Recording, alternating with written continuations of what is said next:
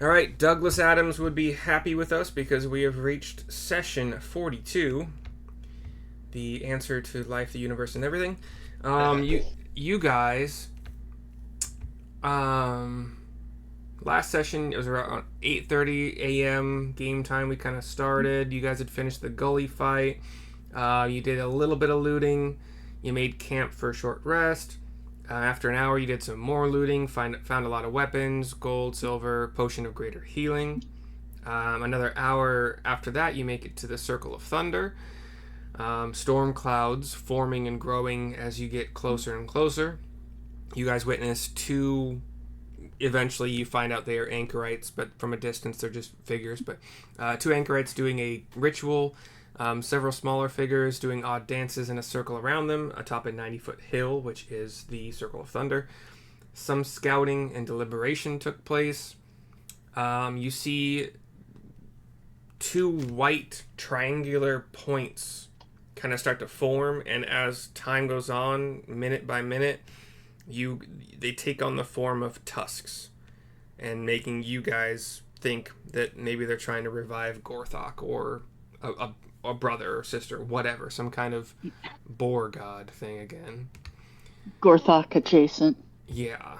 You get, and eventually that leads to a snout, a face, etc. At the 10-minute mark, after the snout and face are clearly recognizable as Gorthok adjacent, Greebo is summoned, and a group stealth fails, but Greebo still makes it to the top of the initiative roll and uses Call Lightning on the Anchorites, and does decent damage with it.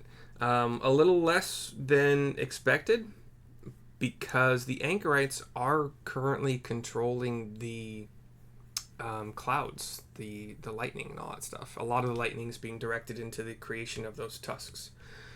So yeah, a bit of protection at this time that you could have maybe gleaned here and there.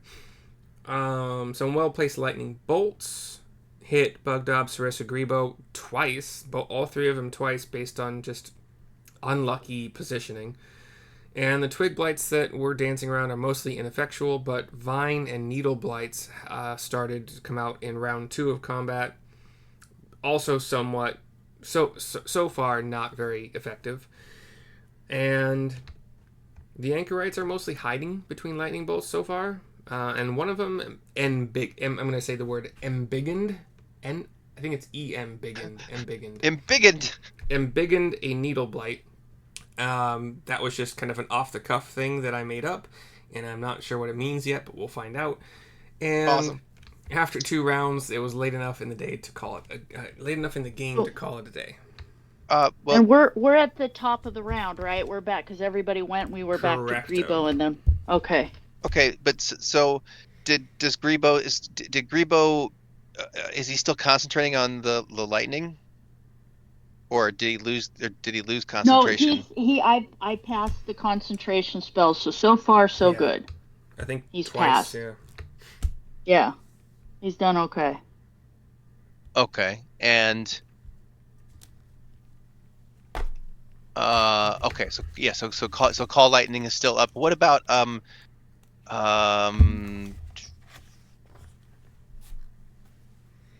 the temporary hit points? Like I've still got the Syrissa, you have Bardic Inspiration still. Yes, I have Bardic Inspiration circled, and that's the Bardic Inspo is the 1d8 extra, but you have to call it when you roll the d20 before you know the outcome, correct? Yes. Okay. Yes, and didn't I heal you at the end of the last game? Yes. It looks like your character sheet still says you're pretty hurt. Yeah, I'm down. Well, I keep getting tatered with that lightning. Oh, so you got hit again. Hit me. You're down. So you're hurting again, right? I just want to make sure I realize you are hurting. Okay. Yeah, right, I'm not super hurting, but I'm not doing awesome. Greebo is fucking hurting. But with the damage that you took, that erased your temp hit points and put you down to where you're at. Yes. I guess. Okay. Cool. Yes. All right. I just want to make sure I understood. Yeah. Yeah, Greebo and Syrissa have both been tatered. Let me pull up. I gotta pull up a Bugdob.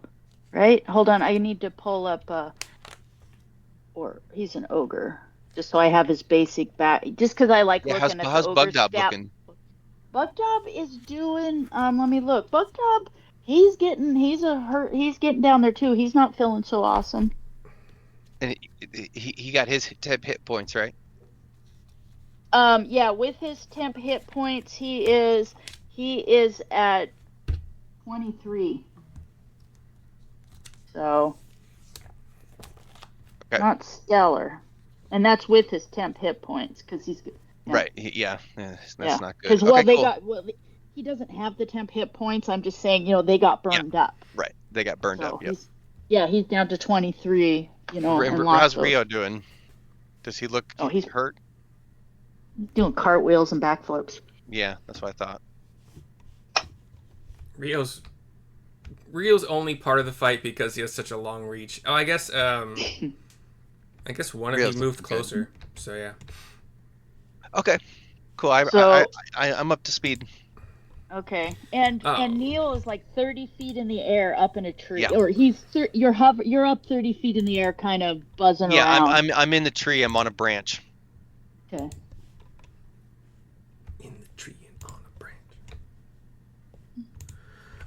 Yeah, so okay. Then everybody got their bearings for the most part? Yeah. Cool. Greebo, you're up. Greebo is going to fire off his erupting earth right here to take out these guys. And I figure because Neil is 30 feet in the air and it only goes 20 feet up that he can, So, like I said, if he's up. Before you go moving things, did you have an erupting earth that had already gone off somewhere? No, you drew that because I was talking about it and we set it off over here, Okay. Remember? No, I don't remember. That's why I asked. So no, we had it sitting there so when I do Cool. use it, it's there. I just wanted to make sure if there was difficult terrain from a previous erupting earth. No. Yeah. Cool. No. Do you want to rotate it and try to hit all 4 of those bad boys? Yeah, I'm trying to see if... Yeah, I can hit all 4 of them. Yeah, it's possible. I'm fine with that. Yeah. I just have to, tweak it a little, but... Okay. So, Greebo will holler, going up, so that Neil realizes, like... I'm holding on to the branch, like, uh-oh, Greebo's had it again. Yeah, like, oh, no. Because, Greebo's cornered, and Greebo being what's Greebo... What's going to happen? This tree's going to explode. He is going to throw Erupting Earth, because... That's something Greebo. Erupting Earth doesn't necessarily mention, like damage to environment, like trees. Yeah, no, it just says, the 20-foot cubed. Yeah. And so if you're in that 20-foot cubed, so they need to make a dex save of 14. So, and I think one of them, I can't remember if it was the vine or the needle blight. One of them is like super slow, like not doing great, but I don't know about the other ones. The vine blade isn't very dexy. So dex of 14. Did I not take a picture of the Anchorite? Oh, there it is. Why is it in a weird order? Oh, I'm stupid. Don't worry about it. Okay. So in order, let me zoom in here. Number 5. You said 14? Yes, they need to make a 14. Needle blight. Okay, let me get my D5. So 5 fails. 2 fails. That'd be Vine 2. No, that's a... Oh, that's a... Okay. Actually, then they might actually be faster than that. No. Okay, so fail. 1 succeeds. Wait. That's a Vine. He's slow. Do I have a Vine? There we go. But not that slow. So 5 top left here fails. 2 over here succeeds. 1 somehow succeeds with a 16 minus 1 for 15. And then this other one fails. So hold on. I've pulled out my D. So twig blight 12 total damage? No, I'm rolling now. Hold on. Oh. Okay, so I wasn't listening to that. I was digging for the right so 8, 7, 4, so 8, 9, 12, 13, 14, 19 points of damage if you failed. Yeah. And 9. 9 points if you saved. So Twig Blight 5 just gets blasted off. He's like shattered. Needle Blight 2 failed and takes 19.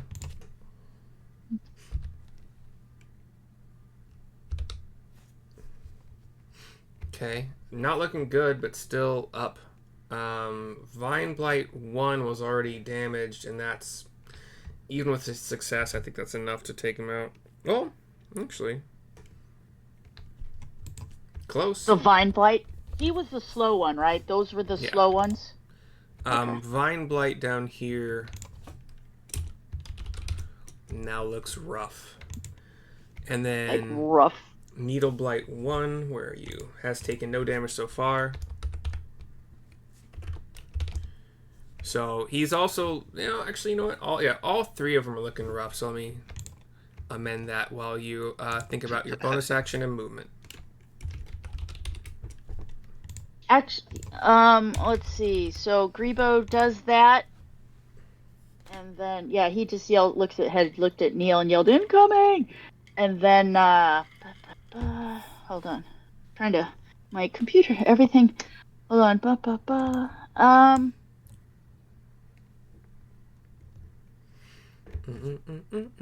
So,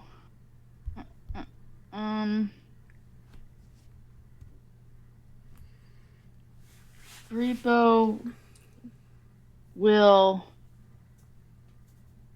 Hold on. I'm trying to get my...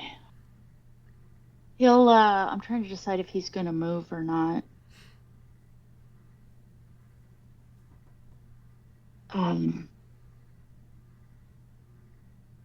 I think...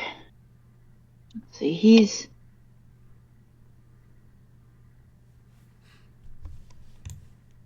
Can he, if he just moves, like, over here?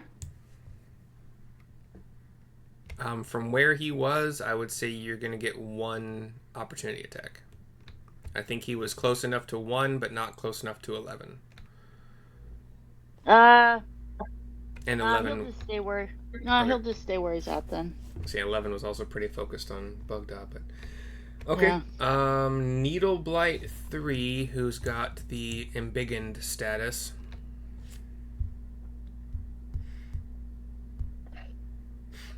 Needle Blight 3. Here, I'll move Greebo. I can't see their numbers. I'm just moving Greebo back just a bit. Okay, that's 1. That's... Okay, so... Neil, would you say that you are... hidden up on that branch, or just like up on a branch? Let's see. What did I do last round?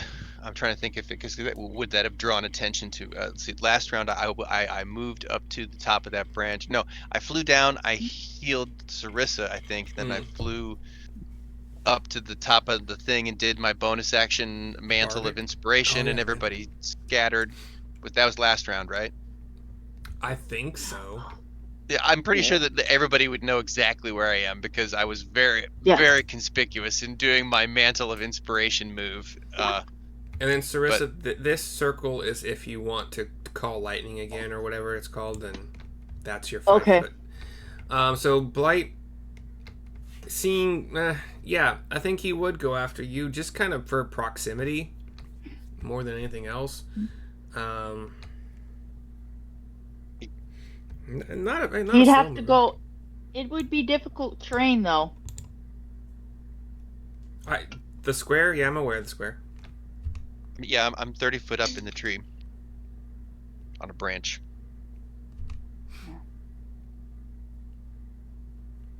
Are they... Maybe they're not very smart. Like, they're hurt, they're pissed, they see you. They go after you? Is that kind of their MO? Okay, he's going to walk into it a little bit. That's about as far as you can go. And shoot some needles at you. Okay. And there's no way that hits. 3 plus 3 for 6. Yeah. So my embiggened boy is not doing anything really. Needle 1 is looking rough. Guys just got rock slammed by Greebo. Doesn't like that. going to move to try to needle Greebo. That's a 13 to hit. Negatory. I'm loving this. All right, Neil, you're up. Okay. I am going to fly away from where I am, but I'm not going to go down in elevation. I'm just going to leap off the tree and stay 30 feet up. Copy. And then I'm going to move 1, let's see, 2. If you use the arrow 3. keys, it'll like automatically move you 5. Yeah, you're right. But that's okay. 4.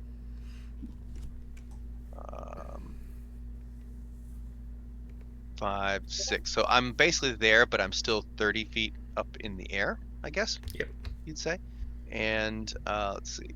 Is that this guy? That guy's not in range.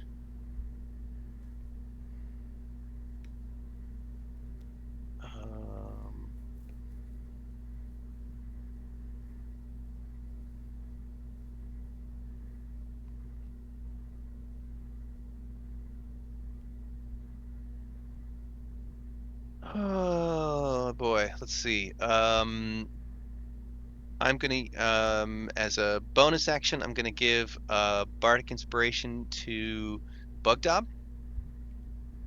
I'll put that on his token. He's got Bardic now. Nice. And I'll say, Syrissa, I'll heal you next round. and then I'm going to cast my once a day Fairy Fire on let's see. I want to get, let's see. Let me see if I can move this here. I want to catch all of these twig blights like that. Okay. Sorry, with Fairy Fire? Yes, with Fairy Fire. Just make me roll a bunch of d20s. All right. Yep. Dex saves. Missing. So I'm assuming you don't think you're hitting number 6, right? Because right. to do so would probably hit Bugdob. Okay. Right. Unless you feel like rotating the square around to see if there's a way you can do it. It's up to you. I don't think it would work So, like, without hitting Bugdob. So yeah. Part of it is that, I mean, obviously you see Bugdob as this tall ogre, and he's wider than a being normally. Well, I guess that means that the twig blights would probably also be like really close to him. So yeah, I get you. Okay, that's fine. We'll keep it easy. So from the top left and then straight down and then across to the right, we got natural 20. Okay, I'll edit the tokens. So that one that you're on right now, I think, is saved. I got a 2 for the next one, so 11 failed. Okay. Number 1 got a 17. Number 4 got a 3. And the one to the right of number 4 also failed with a nat 1. Okay. He's extra sparkly.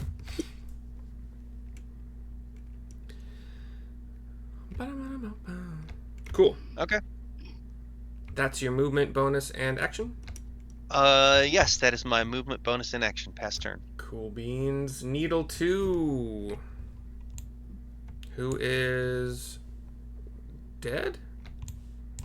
I don't see Needle 2. Oh, wait, Needle 2, not Twig 2. Okay. Needle 2's looking rough.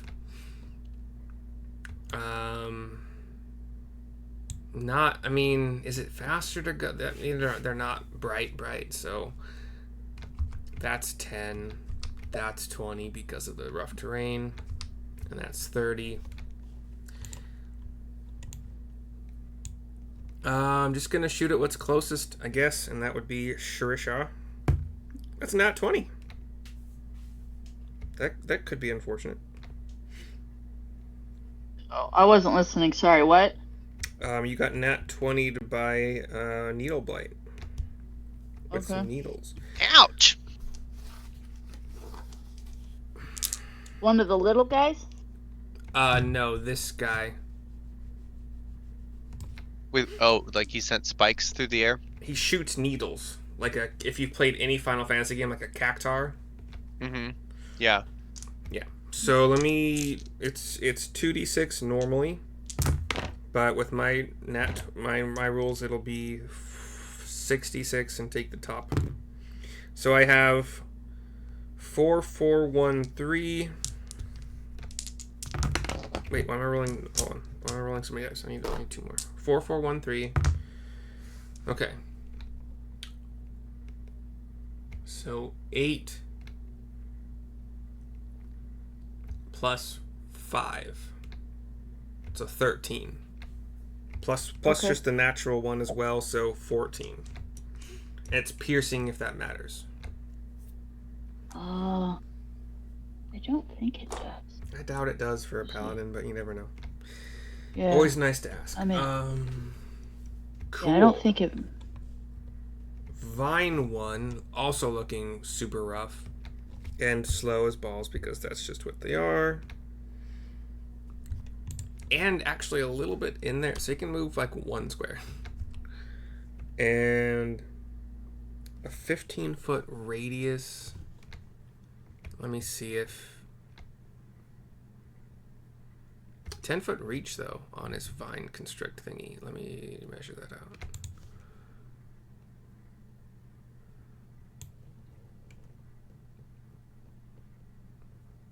It would be just a bit too far to hit Syrissa. Okay. But 15, yeah.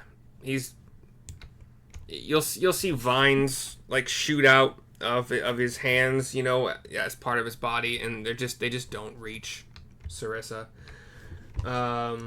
Rio, you're up. Yeah.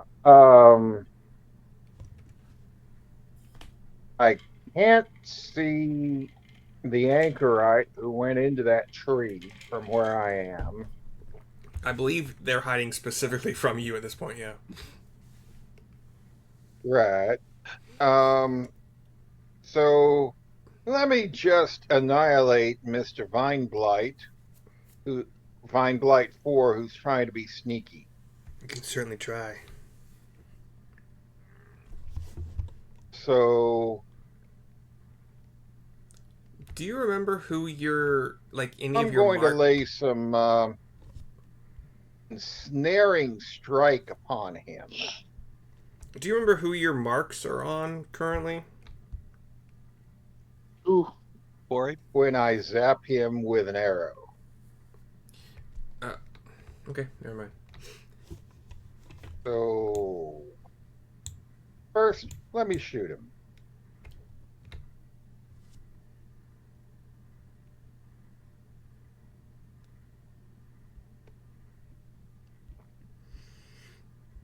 And that's a 17. Hit or a miss? Hits.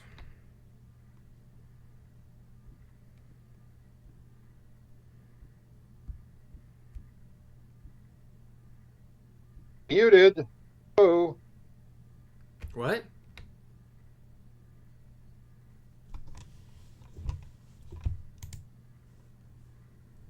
Can you hear me? Yeah. Can you hear us? Yeah, we can hear you. Yeah. You were cutting out for me. I've Yeah. lost audio. Uh-oh. We see. We can hear you. Yeah. I'll text him and be like, we can hear you. He cut out there for a few minutes for me, but then he was kind of... We can hear you. I'll send it to him on his computer too. Oh, if it's always we always have to play this game of logging back out. And Can you hear me now? I have to do this all the time. Yes. Yeah, we can hear you us. before. I don't know what's going on, so You can't hear us? and by. Yeah. Here, I'm texting him on always. We can hear you.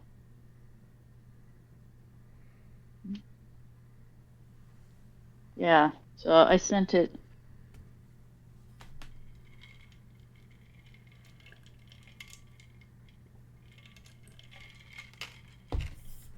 Oh, bother. Oh, bother. We can hear. I can't hear Backwards. you. So I'm going to switch to the Discord. It's so weird that the Discord on the website would be better for anybody. That It- doesn't make sense to me either. The app is absolute trash. Like it only works It's about not. 50% of the time, and I have to about half the time I have to go in through the web browser. It has literally Huh. never been any kind of trash Yeah. for me. I'm really wondering if it doesn't have to do with what shard the Pacific Northwest where we are is. You know, like is there something weird with that one? I mean, I used it when I was living in Washington and Yeah. no problems. But maybe Eastern Washington versus Western Washington, Oregon, I've it's a got different you. shard. Yeah. You know? What was that, John? Testing. You're back In here. Now I'm reloading. Somehow Firefox decided to mute y'all. Uh-huh. Go big or go home. It knows we say some wild shit. But I am home. Meanwhile, I rolled a 17. Does that hit Blight 4? Yes. Okay. So let me do some damage. First, the regular damage is a 13.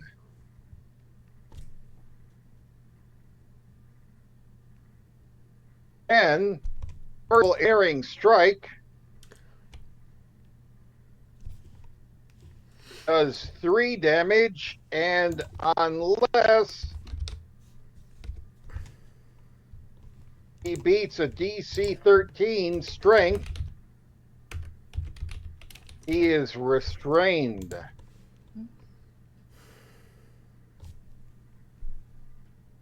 Now it's time for the second arrow, since could he do that DC 13 strength check so that I can see if I have advantage?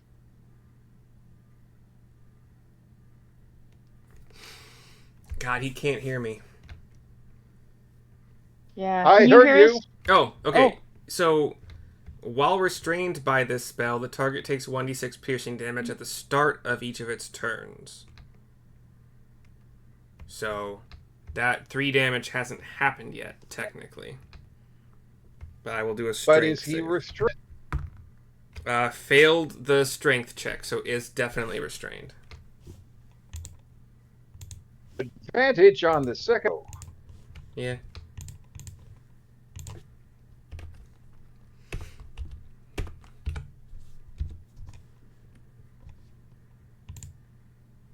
So that's a 23 to hit. Yep. And this is an extra D8. Yep. Regular damage is a 13. Okay.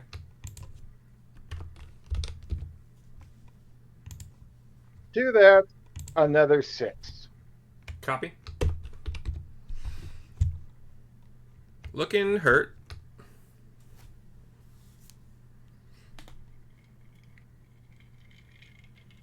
Is he taking on number move 4? Yeah. Okay. So that I can keep an.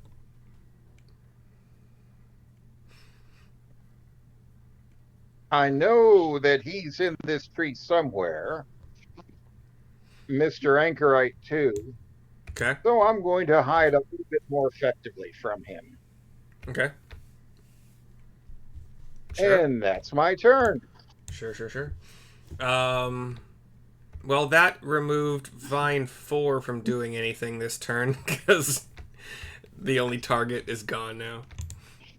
So, like, it sees you moving, like, past and is, like, shaking its viney fist, like, oh, no! And it's restrained, so it really can't. Hold on.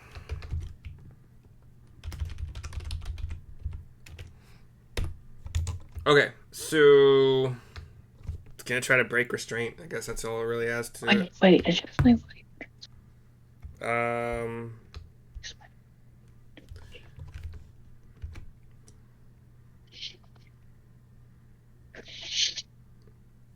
What was the spell DC for that again? 13. Strength.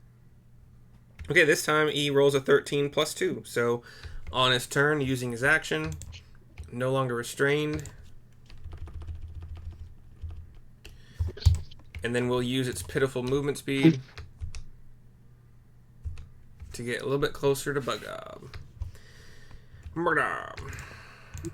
Okay. Thank you for stepping into line of sight. Andy took the 1d6 at the start of his turn, sorry. So do you want to roll 1d6 for that damage, or me? Or you just want to use that 3 you rolled earlier? Why don't we just take the 3 I rolled earlier? Okay. Cool. All right, Bugdob is up. Okay. Bugdob. Basically, Hulk smash. So the fairy fire guy, does that mean you get advantage if you swing at him, right? He's lit up? Exactly. Okay, so he's lit up, so Bugdob's gonna Hulk smash him. Because he's lit up. Bring it on. Alright, so let me find the right dice. Ugh, so hard to get out of these little tiny. Twig Blight 11 looks at Bugdob swinging his thing down. It's like, bring it on. I make myself giggle.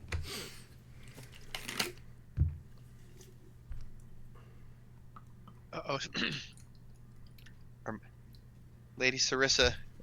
Did we lose another one? Now having connectivity issues. It froze on a great shot, though. Oh, did it? Oh, now it's gone. Can you hear me now? Yeah. Yeah. Discord just completely shut down. Okay. Bugdob is swinging at number 11. So hold on. Does 12? Does 19 hit? Mm-hmm. Okay, 2d8. Let me find my d8. That's a d8 plus. Okay, so we got an 8 plus a 2, 8, 9, 10. So 16 points of damage. Woo! I didn't realize that every time I popped up the initiative tracker, it was overshadowing you. 16 points, and which weapon is this? This is his great. The club? Yeah, just. Okay. Yeah, that's more than enough. That guy was on his last twig, if you know what I'm saying. His last twig. All right. Okay, and he'll then take his second swing at number 7. Okay. Also looking pretty rough. Okay, so he's got. Does 16 hit? Yeah. Okay, that's number 7. So a 7 plus. Remember, but before you ask 12, if it hits, you have to decide whether you want to use your Bardic. Yeah. No, this is Bugdob. He has a Bardic. Oh, he's got Bardic too. Oh, that's right. He does have. But you guys have fought these a lot before, so you know their AC isn't exactly. They're easy to squish. Yeah. So 6. So hold on. 6, 12, 13, 19. Oh, 19 points of damage again. Yeah, once again. Exactly. Okay, Bugdob is just like squish, squish. That was number 7, right? Yes. Okay. Another one. And Bugdob's gonna do one of those menacing, like, bring it on, cupcake, lean forwards towards number 6. Roll an intimidation check for Bugdob. Okay, let me see. Does he get intimidation? Does that? I guess that's just a D20, right? You can add either his strength bonus or his. Okay. I'm just going to use his strength because that's his. I was going to say vitality. So Constitution. That's what it is. 9. He got 15. Is that any good? The twig blight that he stares at with that grin and lean forward is very shaky in its twigs. He's thinking twice about all the choices he's ever made up to this point in life. Yeah. He only came into existence shortly before this, so yeah. Syrissa, you're up. Or unless Bugdob wants to move. That's Or bonus action. he'll take a step over towards closer to Greebo and Syrissa. Or he'll, take a step. Okay. Well, is this guy going to attack him? Because if he moves, he can take an opportunity attack, right? You don't know if they're gonna or not. Oh, okay. Well, he's going to take a step down this way and just to size up the situation. Okay, let's see if this Twig Blight can overcome that scaredy catness with a 6. Nope. Still scared. Okay. Syrissa. She's going to throw and just her javelin. Since I'm not doing a good job at keeping up on these guys, 1, 4, 3, and 8. So 1, 4, 3, and 8. Twig 3 undamaged. Twig 1 undamaged. Twig 4 looking like it's on its last twig, and Twig 8 undamaged. Okay, Syrissa is going to chuck her javelin at, I think it's a Vine Blight number 1. The green at 1 on the white background. I think it's a Vine Blight. The green one is fine, yeah. Okay. And Syrissa has Bardic Inspiration too. Now, is that one on a D20? It's any D20 roll, and if you're doing a ranged attack surrounded by enemies, it's going to be at disadvantage. Okay. So that one is 22, and then the next one is. Remember not. Oh shit! I think we went over this. So yeah, you would get the. So that means I rolled twice, right? So yeah. 22, and the second one was 18. Okay. So I have to take the 18, right? Yeah, they would both hit. Okay. So and then the damage is 1d. Let me get the d. Oh, that's not bad. 12 points of damage. Okay. At Vine Blight number 1. That is enough to get it looking really bad, but still barely up. Okay, Syrissa will then chuck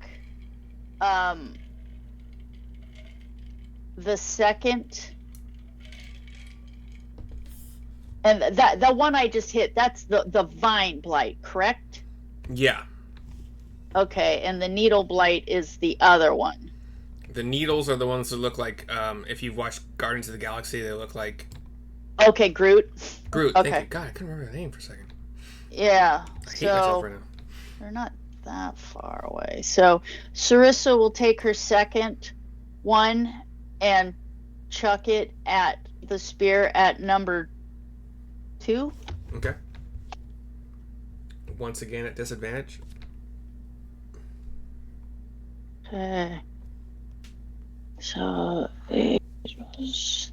So that's 17, and then 14 and 23. So 17. Yes. Yeah. Nice. Okay, and that's 1. See, like I said, I'm trying to roll these with regular dice, so when things go down the tubes, I can. Yeah. Okay, 8. 13 points of damage. Okay. And you can't do Divine Smite at range, right? It's only a direct contact, correct? I have told you that if you want to spend the spell slot before you make the attack, you're welcome to, but yeah. not I'm not trying to do it. I'm just asking. I can't remember. So okay. Yeah, so if I say beforehand, I'm going to Divine Smite this guy, but because it's ranged, I don't get that up close and personal decision after the facty type thing. Okay. That does though take out Needle Blight number 2. Sweet. Just as it's charging up its next needle attack. Okay. And bonus action or movement. Syrissa. No, Syrissa will stay where she's at. All right. Then Anchorite numero uno, who's doing a hidey hide. I am giving them a d20 roll, and do you guys remember? Did I say if it's 18 or higher, or 19 or higher? Doesn't the stat block say? Are you talking about the recharge for the lightning? The stat block does not have a recharge. It's once per day. You said, are you talking about when you roll to see if they get a recharge? You said 19 or higher. Okay, that's fine with me. There is no recharge, but you guys steamroll everything, so I'm trying to make it more difficult somehow. Yeah. So 19 or higher, that's an 11. So it does not have that.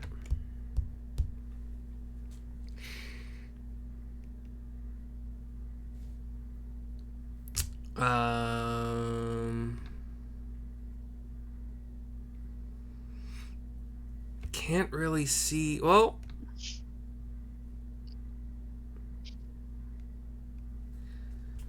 all right, you guys don't know what's happening. Anybody who thinks they would have, so just imagine that there is a column on either side of these things, right? Stonehenge, more or less, right? Right, with a passageway through the middle. Yeah, and also let's say that they are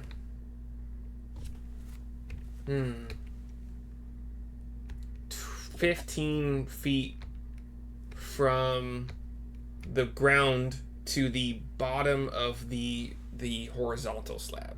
It's a lintel. It's called a lintel. Okay. So, and then the bottom, and then the slab itself would be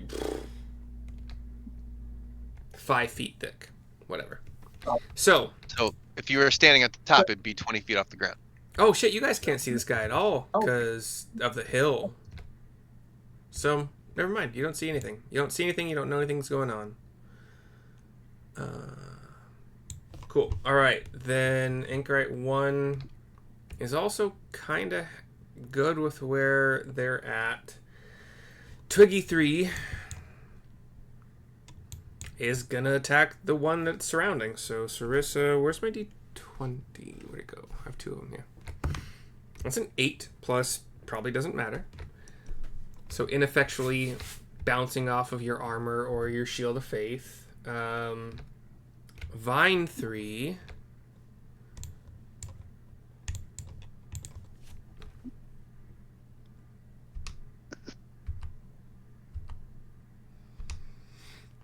So you guys might, depending on your vantage point, you might be able to make the top, but like, you know, you got the hilltop here and the curvature. So if you can, like, Neil might be able to see. Actually, Neil being 30 feet up, you probably would be able to see over. Well, that's 20 feet plus. I don't know. We'll just try not to metagame. Like, most of you can't see it. Neil, maybe you can see it. I don't know, but Vine 2 is up. Oh wait, he can dash. Hold on. So now, at the top of the hill, most, if not all of you, can see another embiggened Blight.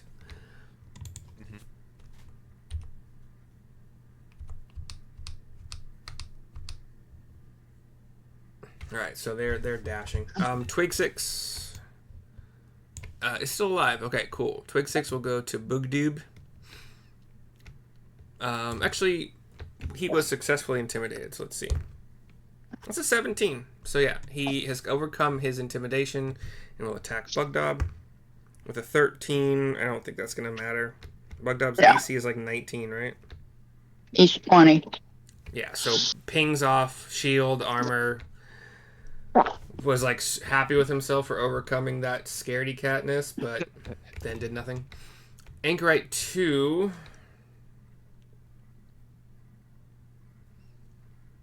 Rio, were you attempting to hide from Anchorite 2 or from someone else?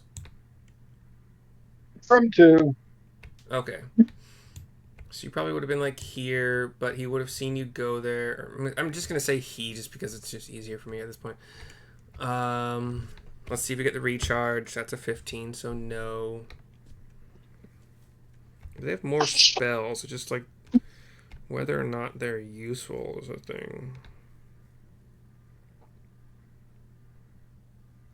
Okay. Anchorite 2 is going to come up here. And let me just see the range of this spell.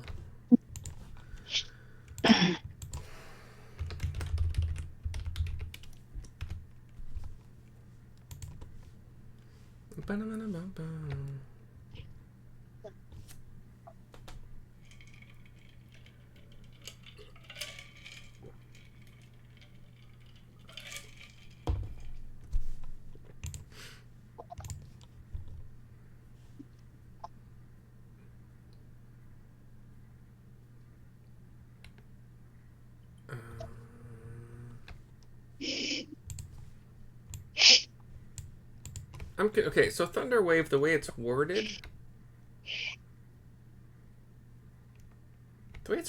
like you should take the damage as well. It's worded really poorly. Each creature in a 15-foot cube originating from you, which would include you. No, it wouldn't. Each creature in a 15-foot cube originating from you. It's not. Yeah, you could place the cube in front of you. The point of origin can be like a side of the cube, so. Oh, I see. Oh, yeah, there was another post I just kind of popped in on and said, okay. Okay, then I doubt it's going to hit anybody else, but let me just draw it really quick just to make sure.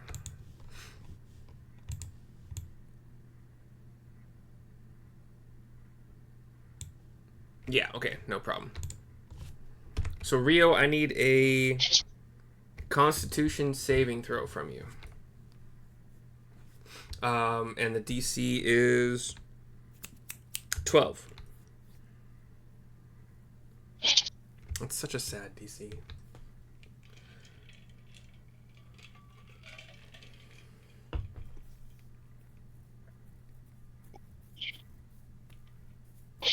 Eight. All right, then. Cool. So 2d8. That's 5. That's 4. So a total of 9 damage. And it is thunder? Yeah, thunder damage, if that matters. And that's logged. Cool. And then he didn't use much. He didn't use all of his movement speed. Isn't there something else with Thunderwave too? Oh, and push 10 feet. Yeah. Yeah, there's a push. Yeah, thank you. Not that it matters a whole lot, but it could. We'll see. And then he'll slink behind here. It makes it easier to hide again, so. I mean, you were like here-ish, so I just moved you. I mean, you were kind of on the cusp of a line. Anyway, whatever. Cool. Unsecured objects that are completely within the... I think that these columns could be considered unsecured. Sorry, could be considered secured by their weight and... Yeah. Cool. All right. Anchorite 2 just went. Needle 4 is over here. He'll move 20. And is within range to shoot at Bugdob. With a 14, that doesn't really matter, does it? Because AC 20. Yeah. Ridiculous. What have I done? What have I done allowing you guys to do this? Twig 1. We've domesticated a monster. Yeah. And instead of creating a monster, we domesticated one. I keep trying to compensate for it, like with adding more enemies and giving them more health and blah, blah, blah, but nah. Oh, Bugdob is lower health than like he's ever been, so who knows? Twig 1 sees Greebo right in front of him. And we'll try to hit him. Needle, that's not Needle Bite, it's Twig Blight.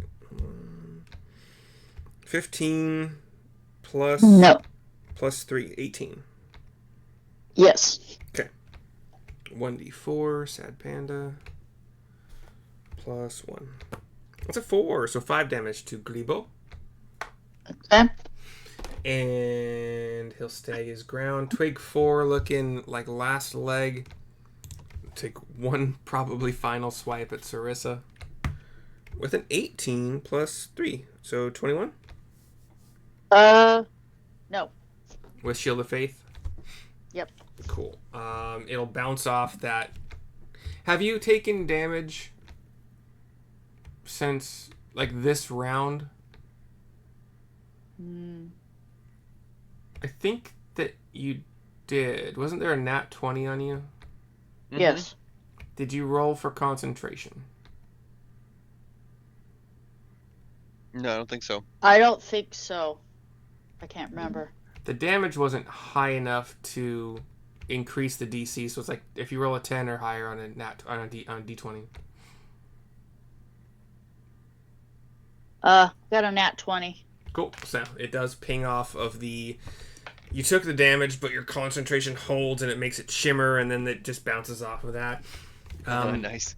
Twig 8. Where are you? Undamaged will also swipe at Syrissa. And that's a 20 after the modifier, so I'm assuming that also pings off the Yes. Shield of Light. And we're back to the top of the round. Greebo.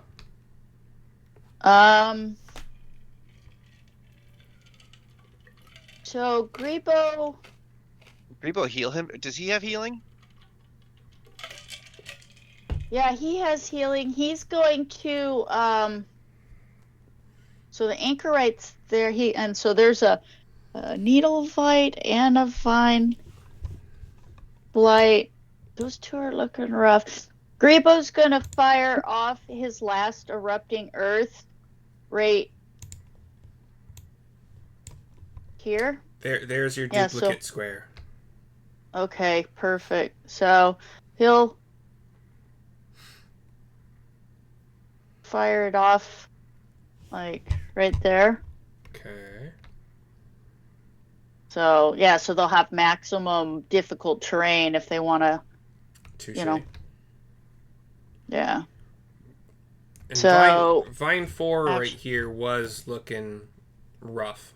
And he was looking rough, but number 4 is still looking pretty spiffy. Yeah. So Vine 4 was looking rough. Needle 4 is undamaged. Okay, so they need to make a dex of 14. So that would be Needle first. Let me find my... Exactly 14. Well, Vine -1 would be 15? Would be 15. So they both save somehow. 6, 10, and 12. So, woohoo! I got a 10, a 12, but then a 6. So, or actually, I got a 6, a 10, then 12. 12, 22, 28. So, 28 and 14 if you saved. Wow, that's 3d12, right? Yes. 28. I rolled a 6, then a 12, and then a 10. But the first one I got the 6. I was like, that's not good. So or is that good? Good. Is 6 on a D12 considered like average? It's below average. Okay. Just like barely. Okay. Because average is 6.5. Okay, so that's... They both save, so 14 each. I had to find their hit points here.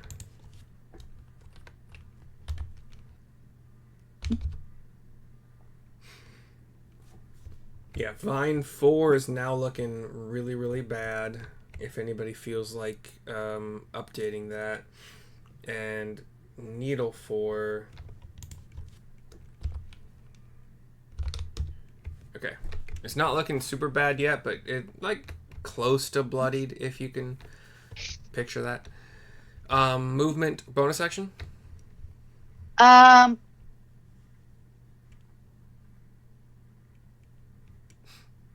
Greebo will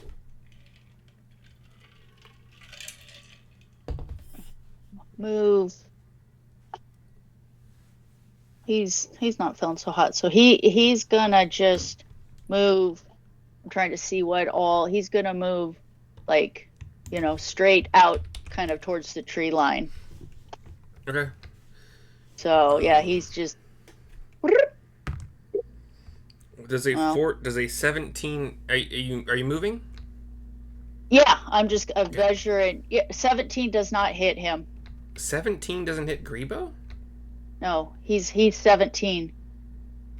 If his AC is 17, then 17 hits. Oh, okay, 17 hits then. How the fuck does Greebo have 17? Fuck if I know. I'm not gonna. I mean, like, I don't know. Just make plus sure one that, armor or something. Yeah, but it's leather. Just like make sure that there's not a couple other items on there that are boosting his AC. Yeah.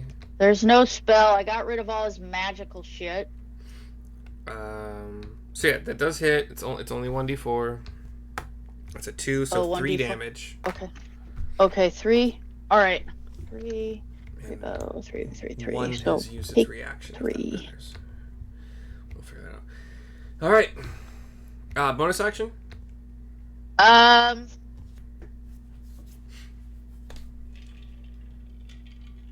He's gonna take a breather. No, he's not gonna bonus action. Copy. All right, Needle 3, who's the big guy, is gonna do the smarter thing a little bit and step out, spending 10 still. Do they have anything that's better up close than they do when they're... No, they're better from far. So why would... Yeah. Actually... Go ahead. Just real quick, I forgot. So, Greebo, as a bonus action, he can wild shape. Correct. Okay, so... Would you rather wild shape and stay there? Or no. Wild shape as you run. Like I said, I gotta make sure. Let's see. He'll he won't wild shape. Yeah, okay. He'll. Then big needle guy number 3 will shoot at Syrissa. That is a 17 plus 20. It pings off the shield, right? Mm-hmm. Okay. One of these days, this is gonna hit, and because he's big, it's gonna do more damage. But it sucks. Okay. Any more movement? He's all right being ranged. Needle 1. Looking rough, but not... Well, rough is rough. We'll get under Neil because of 30-foot range. So just imagine he's right under you, because I don't want to put him actually. And we'll shoot up at you. Okay. 16 plus 3, 19? 19 will hit. Okay. That is 2d6 plus 1. Fucking 3, so 4 damage. Piercing. 4 damage. Okay, let me roll a concentration for my fairy fire, and I rolled 8. 8. So 8 total. Fairy fire. Yeah. Okay. Well, yeah. I mean, con save is just 1d20, right? Plus your Constitution modifier. Oh, is it really? Yeah. Then I rolled a 10. Oh my god! Thank you. Thank you. I totally forgot that I had to add my con mod. I was thinking 4th edition saves are anyway. Wow. Yeah. So I saved. Okay. Then they're all still purple sparkly. Yes, just those 2. Yeah. Well, yeah. Sorry, I didn't mean all. Yeah. So 1 did his thing. Neil, you're up. Okay. So. I'm going to fly down, and I guess I'm 30 feet up, and I'm just going to fly down and land on Syrissa's shoulder and cast Cure Wounds. Okay. Nice. At 3rd level.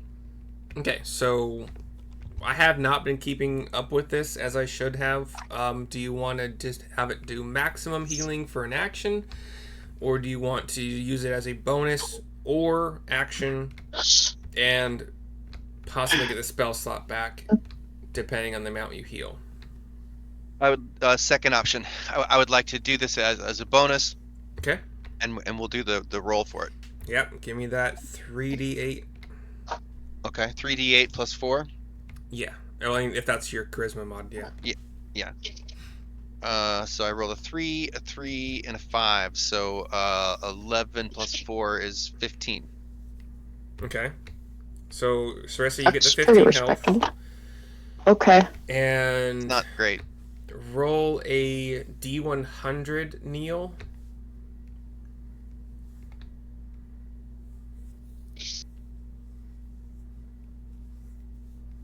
I got a 96. That is well above the percentage you needed, so you get that spell slot back. Nice. Nice. Okay, so that would have been my bonus action then, I guess, Yep. right? Yeah.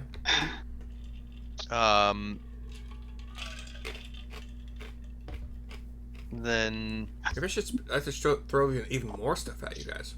since I am now since I touched Syrissa to heal her, am I now in melee with the twigs? Since you're on her shoulder, and that's probably even more movement speed based on actual geometry than you really had, then yeah, you're kind of there.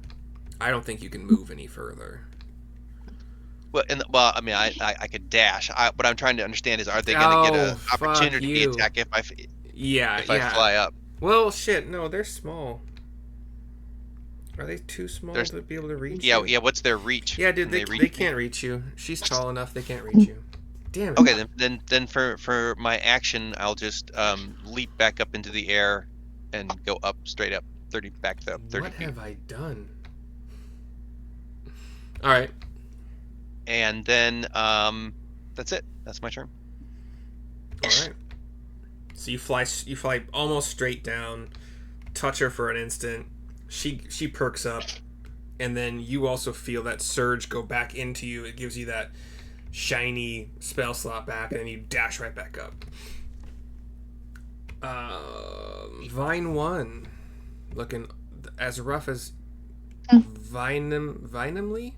I was gonna say humanly, but Vinemly possible. Anyway. Yay! Yeah, he'll come at this direction and it's gonna join the party. I'm just gonna put him. He's here, but just for the sake of every craziness.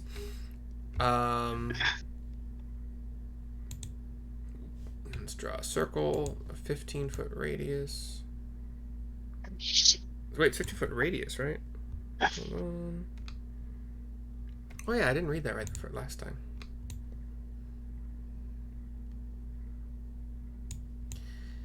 Ah, no.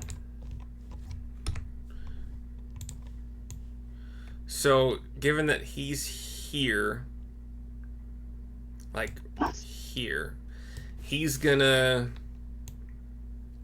hit everybody in this circle, well, at least try to, with an Entangling Plants cast.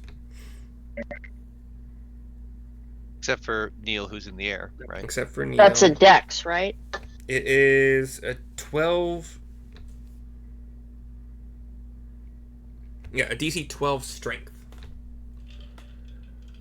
So you need to make a 12 strength. Okay. And you could use your bardic inspiration here too. If Okay. you roll bad. So it's a. Did you say it's a strength? Strength check. Yeah. Or strength save. Okay. Strength save. Got So, I'm gonna put 9. Yeah, 19. I'm gonna put an R for restrained. Yeah, you're fine, Okay. Syrissa. Okay.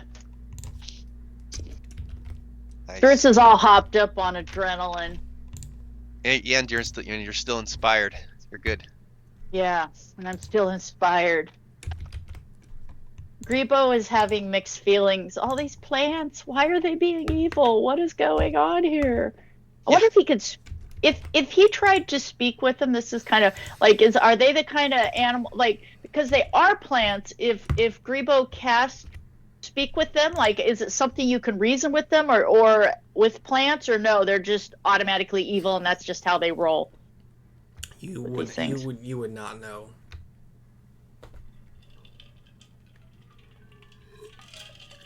Alright, so what's Bugdob's role?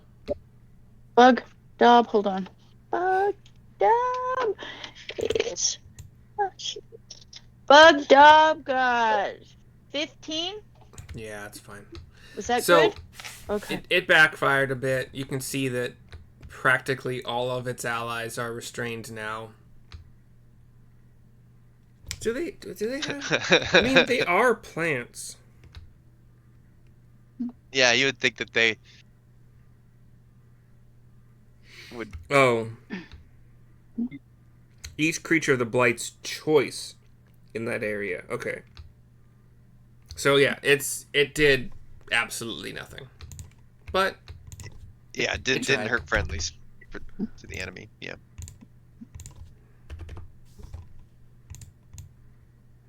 Okay, so ignore. I'm gonna be fixing this. That was Vine 1. Rio, you're up. Oops, sorry. It is still difficult terrain though. Let me first eliminate a nuisance. You can try. Blight 4. Bye-bye. Okay.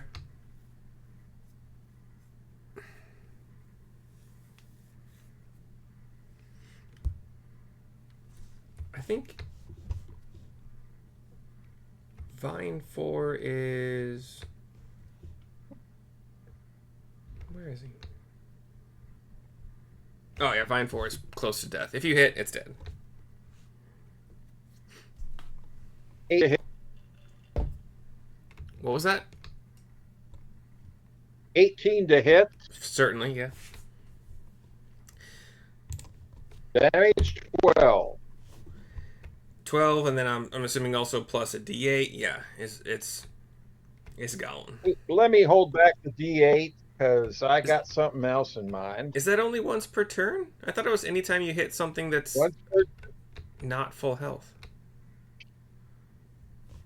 Once per turn. Okay. Nice.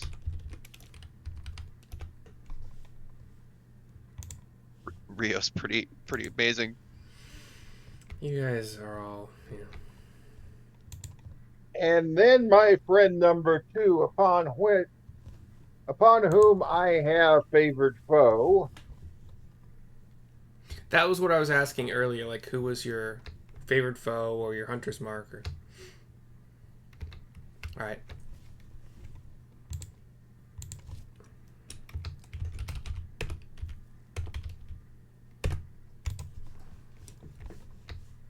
Probably gonna die if you hit, though. 20 to hit. Certainly. So you're welcome to describe this guy's death.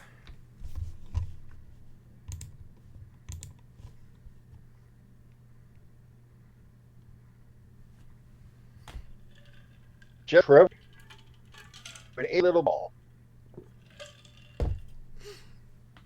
Most of that cut out. If you would like to try again. I didn't hear that either. Just shrivels up into an itty bitty little black ball. Copy. I don't... Okay, so upside down means dead. That's 2 attacks. Do you want to use any of your rest of your movement or bonus action?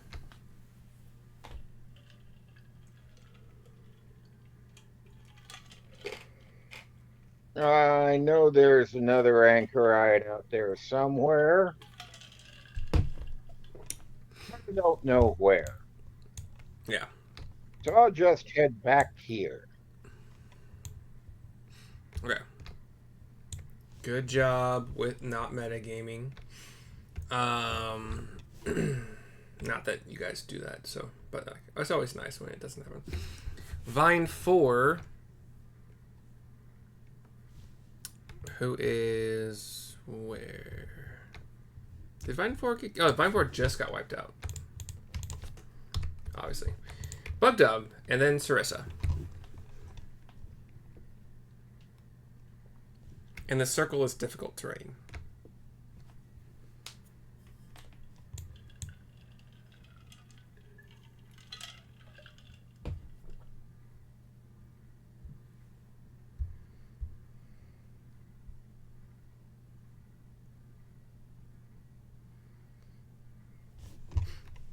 Oh, you're on mute. I was wondering. Okay, hold on.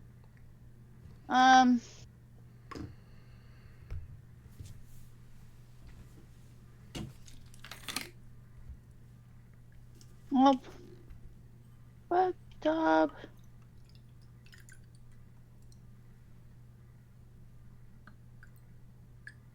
He'll swing at number 6. Copy. And hold on. So he hit. Okay. 21, he hit. And then his damage is 2d8. Hold on. 2d8. Make sure I'm doing the right amount of damage. Bugdob. Where's Bugdob?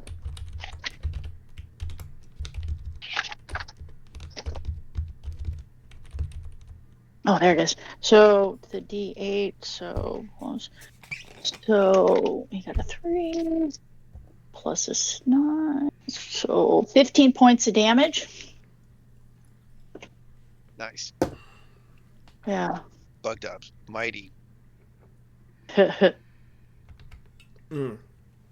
That's with the club, right? Yes. Okay. All right. Still up a little bit. Oh. It's okay. On a Bugdob, he'll turn and just move over here and take a swing at this guy, the number 1, the needle blighty guy. I'll move him just here so he's not blocking Neil. But yeah, he'll just move and take a swing at this thing. He's assuming he's killed that one. He probably didn't notice. Neil is 30 feet in the air, so he could Okay. be potentially anywhere there he wants to be. Okay. Yeah, so Bugdob will swing at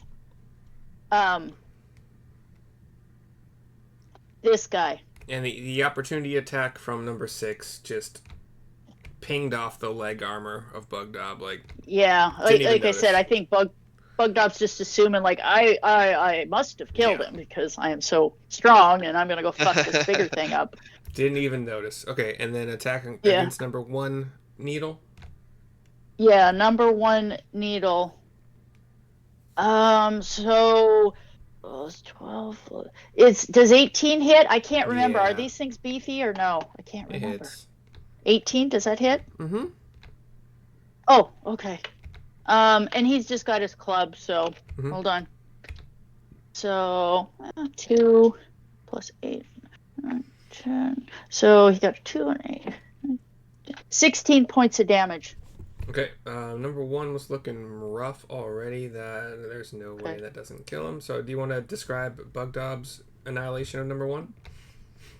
Yeah, he just comes running right over at this point and just straight down on it and just obliterates it. Needle Blight 1 sees Bugdob trying to sprint through the vines, difficult terrain, but it's still terrifying, even moving at half speed, and like the eyes track and then widen as the club just. Yeah, and like I said, I don't know if ogres can rage or anything, but he's none too happy at this point.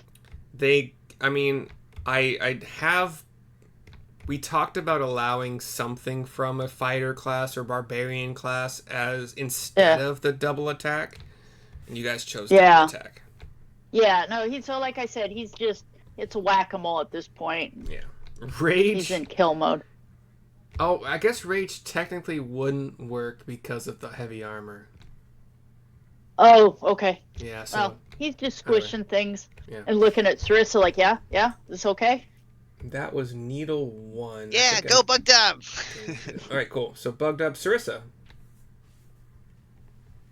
Syrissa.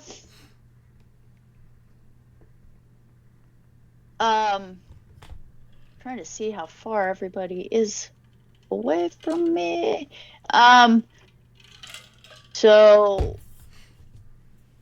So number 3's got Fairy Fire, number 4's got Fairy Fire, number 1. No, number 1's looking rough. Number 1 of the, is that a vine blight or needle? I can't tell. I forget which one's which. If they're vines. If they're grouped, if they're green, they're vines. Okay. I am Groot. I am Groot, right? Okay, Syrissa is... Yeah, she'll swing at...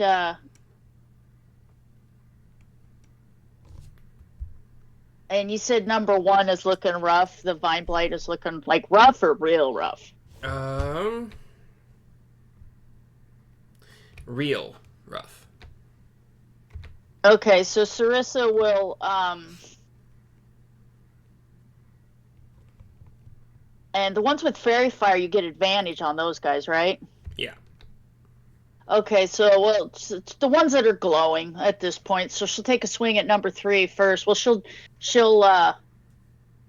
use her javelin at number 3. No disadvantage because it is a melee attack. So go ahead. Okay. So 19. Yep. And yeah. So yeah, and then the javelin does. I'm trying to do this kind of from memory so I can get used to doing these things. I think they're 1d6 plus your strength plus the 1 for yeah. being magical. So yeah, so 1d6 versus my d6, and then so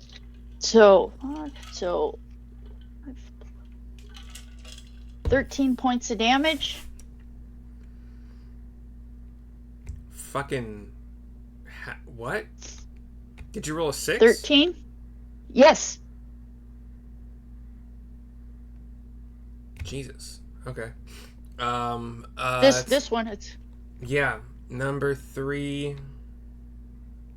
Twig 3. 13. Twig 3. Yeah. Gonzo.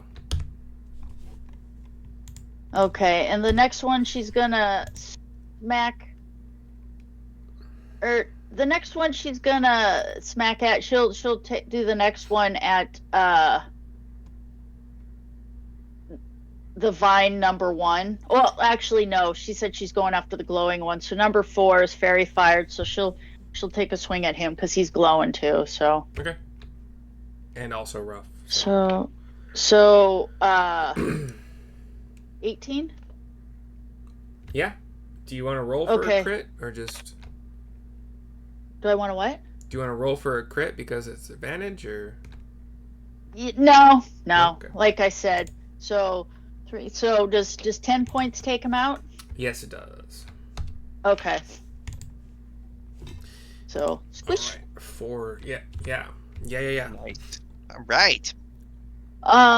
Let's see. Do you want to Looking describe? good down there. Do you want to describe this double knockout swings? Like, are they overhead? Are they pokey? Like, what are they? Slashy?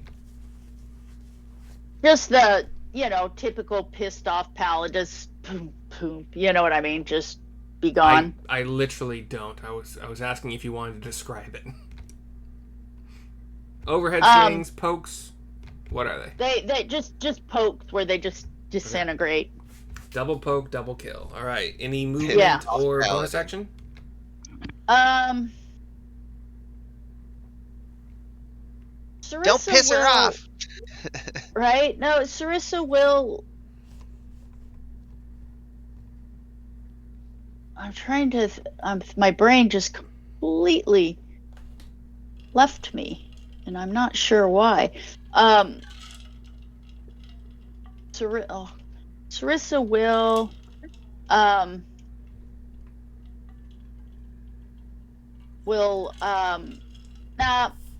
she'll move down next to Bugdob. All right. So let's see, how far is that? So she'll kind of see the direction Greebo headed, and yeah, so she'll move like, oops, like, down so she's closer to Bugdob and be, kind of do the, yep, let's regroup. Okay, so Twig Blight number 1 has a natural 1 for his opportunity attack. Like, just stumbles, doesn't even come close to hitting you. Number 8 has a 20. No. Which pings off of your Shield of Faith. And another natural 1 for Vine Blight number 1. Stupid. It says he's looking rough. I don't think he's feeling too good. This game is stupid. Alright. Why are we playing it? Anchorite number 1. What's crazier is when you start playing solo D&D. Like What's that? I don't know. When you just roll for everything, you just sit and play every character and every monster. You and couldn't you? You totally can. Oh, you could have you could play like 3 different characters and all the enemy. Yeah, you could do whatever you want, really. I never thought about that. Gosh, that's gotta be sad, though. Wow. Now I'm kind of sad for whoever is doing that. Yeah, that means you have no friends. Exactly. Or at least no good friends. Yeah, like, if they won't play D&D with you, do you really want to hang out with them anyway? Good friends will play D&D with you. Let me roll before I decide what this guy does. That's a 10, so Anchorite 1 does not recharge their lightning bolt. What's the range on Blast? I want to kind of be cool about that. Number 2's dead, right? That's why he's upside down? Okay, I'm going to put a little red X because I keep getting confused. Or, like, instead of marking up the map, you can just put dead in the text. I have to scroll out so far that I literally cannot see. They're this big. I can't. 30 feet does not reach. Well, let's measure.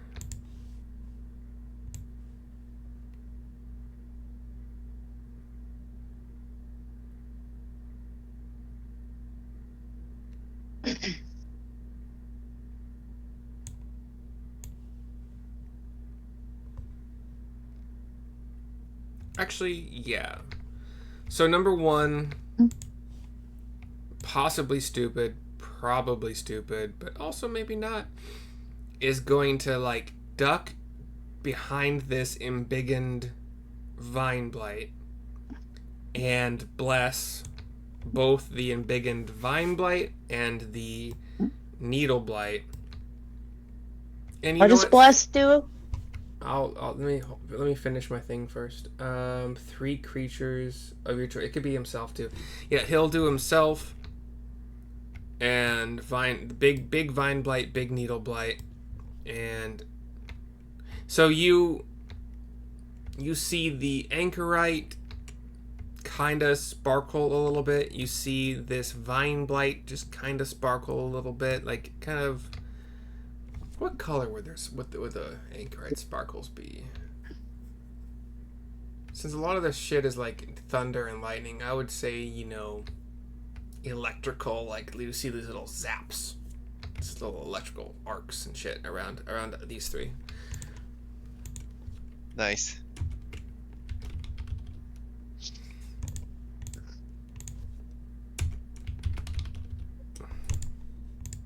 And like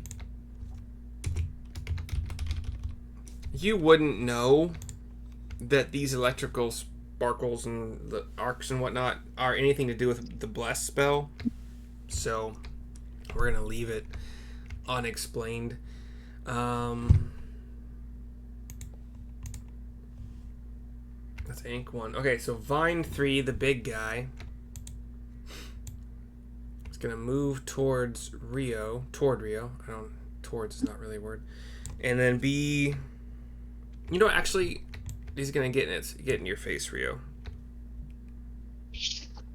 And +4 to hit. That's a 6. That's a 20. Dirty 20. That's it. Alright, so vines reach out from this guy to kind of try to surround you. You do take the damage no matter what, so that is 2d6 plus 2. Another 3 on a 2d6? Go fuck yourself. Plus 2. However, since he's bigger, I was thinking it would add a d4. So that is 5 plus 2. So 7 total bludgeoning damage. And Logged. give me a... Well, hold on. You are grappled, and in this way you are also restrained. It's not a saving throw on the actual attack. R means restrained on you, so just keep that in mind. And that is Vine Blight 3's turn. So Vine 2...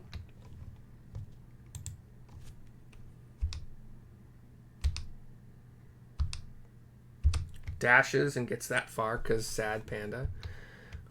Twig 6... they don't have difficult terrain because it's plant stuff, so he's going to go right back to Bugdob and try to attack him. Another 20 that does... wait, his AC is 20, isn't it?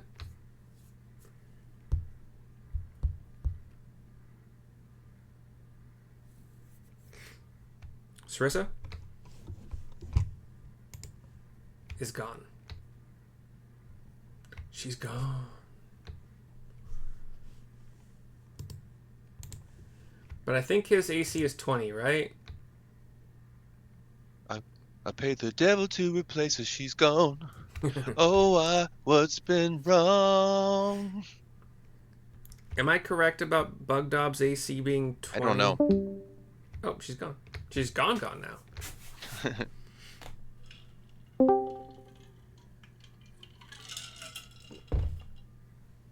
Can you hear me now?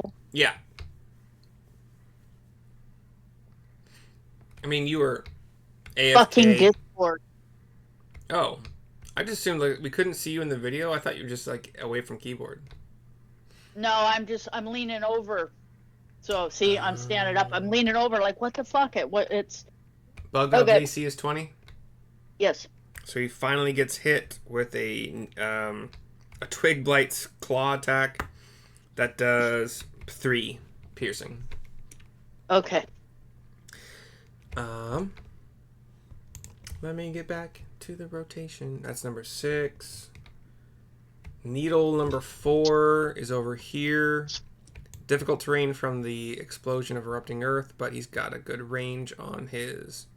You know what? He's actually going to join the attack against Rio. He's going to stay out here, though. 12 plus 3? 4? Hold on. So does 15 hit Rio? Oh. Who is restrained, right? Yeah. Right, but that still doesn't alter my AC. I rolled lower. So I rolled an 8. So yeah, even restrained Needle Blight number 4 cannot make contact with Rio. Twig 1 goes at Bugdob, as they have been doing. Well, everybody else is gone at this point, so... No! I don't think I've ever rolled off my table before. Okay, does not hit with a claw attack. Twig 8 also goes at Bugdob. Does not hit with a claw attack. Bugdob is just too well armored at this point. And we're back to the top of the rotation. However, do you guys want to take a break? Yeah. Probably a good idea. All right. So it's almost a quarter till. You just got let's try to get back before or around 5 p.m. my time and 3 p.m. Pacific. Mm-hmm. Sounds good. Sure. And for See you guys later. Okay. See you soon.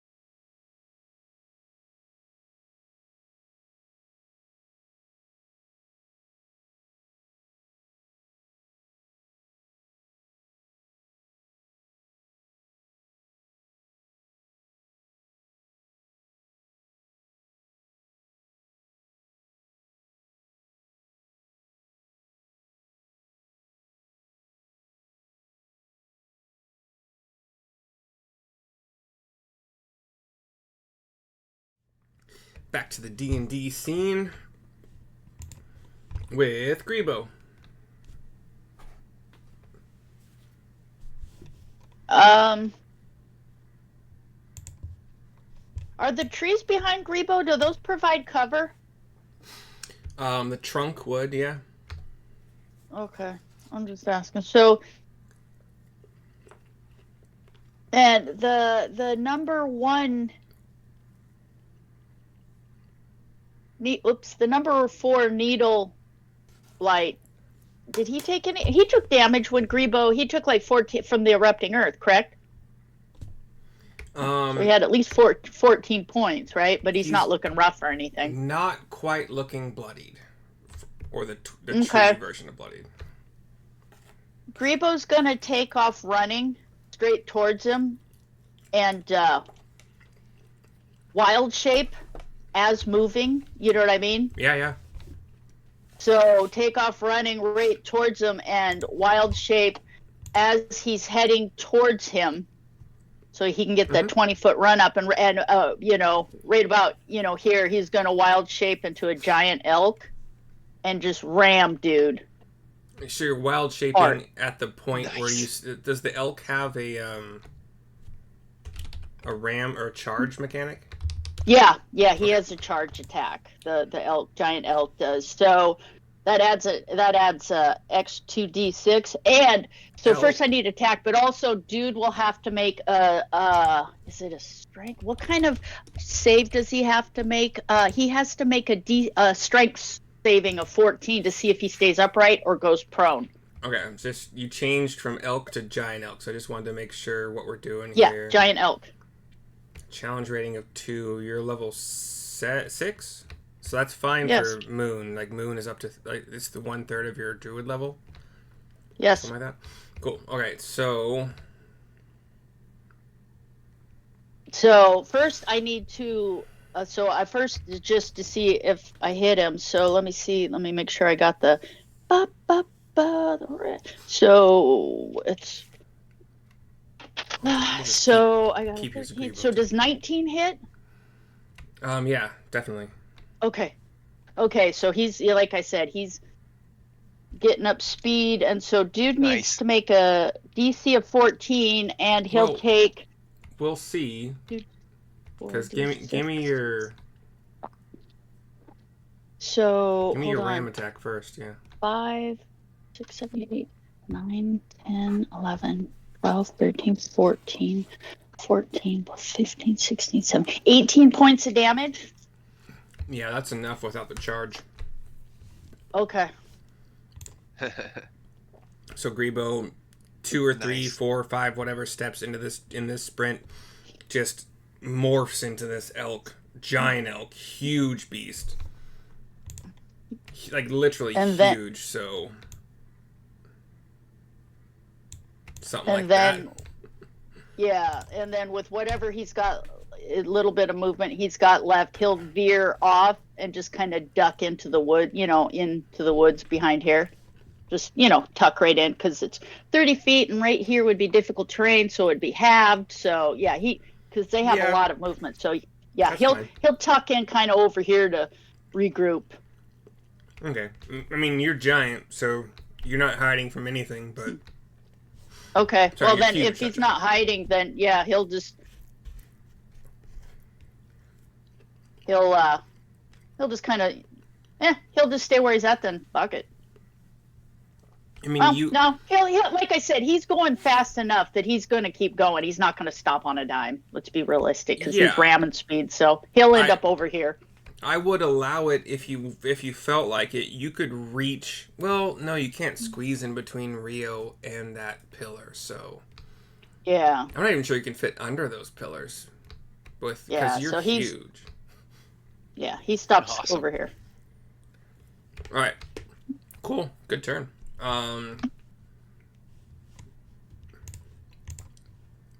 That's Greebo. Okay, so next up is... All right. Let me get my stat block. The big needle number 3. Still going to stay at ranged and attack Bugdob with some more needles. That's a 5, so it doesn't really matter. Neil, you're up.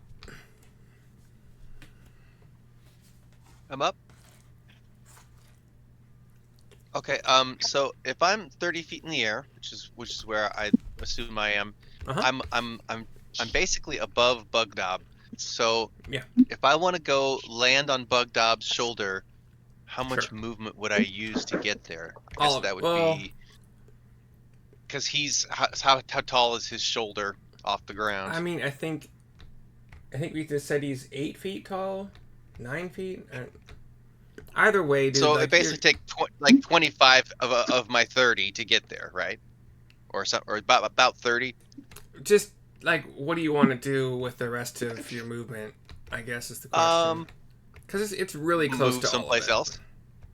Yeah, well then we'll just say all of it then. So yeah, I'll come down and land on Bugdob's shoulder, and I will cast Cure Wounds at 3rd level. Okay.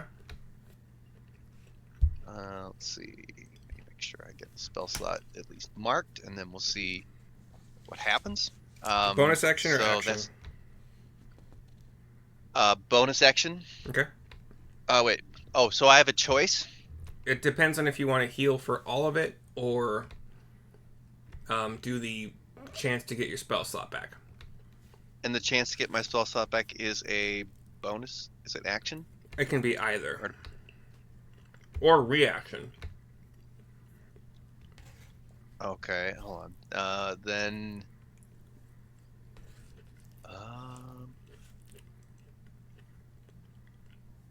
Okay, I'll just make it my bonus action. Okay. Okay, so that's 3d8. Right? 3d8 Plus 4, I think. Yeah. plus 4. Yeah. So okay. So. Oh shit. 1, 1, and a 4. So that's only 6 plus 4, 10 points of healing to Bugdob. Shane, you got that? Will you make a grateful noise from Bugdob anyway? No. Grateful noise, goddammit. So then I roll a d100. Yeah, so you rolled a total of 6, right? You rolled 6. Yes, I rolled 6. Okay. And then plus 4, so 10. Yeah. Okay. Okay, so then roll a d100. Yeah. Okay, here's the 100ths. It's a 9. 93. Can I give him his Bardic Inspiration back? No, just Did you kidding. say 93? Yeah. You get the spell slot back again. Okay. Wow.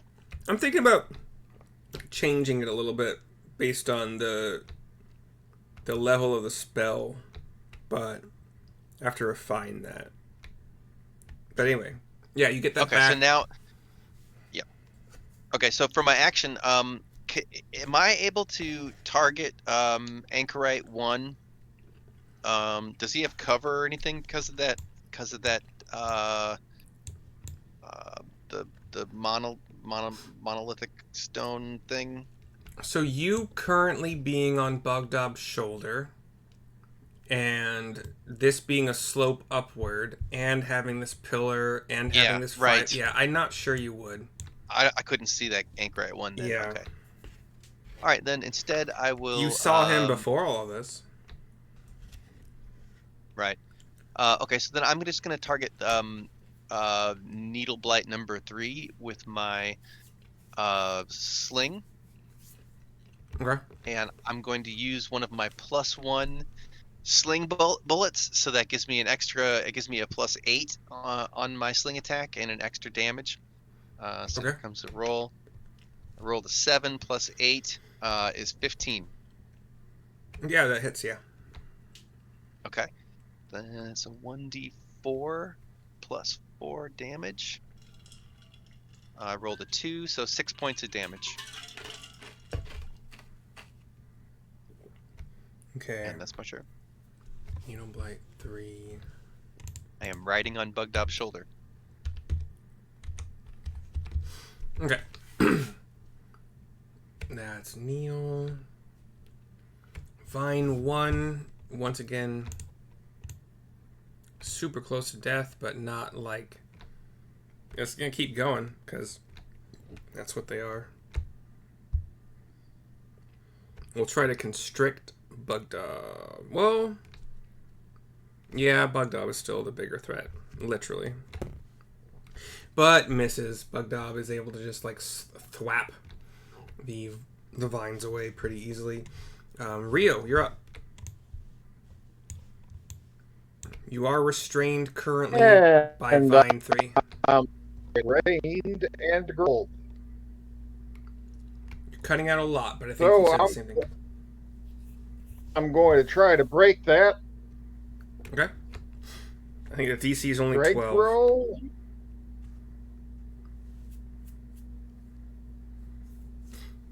Actually, let's see if I feel lucky.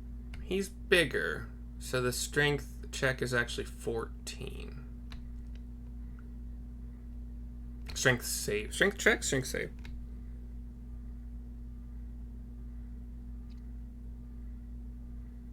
I guess it would still be a save.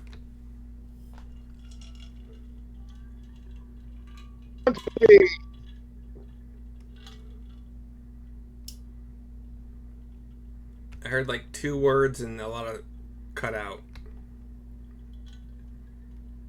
20. Yeah, that's fine. So you have a bonus action and movement. Nice.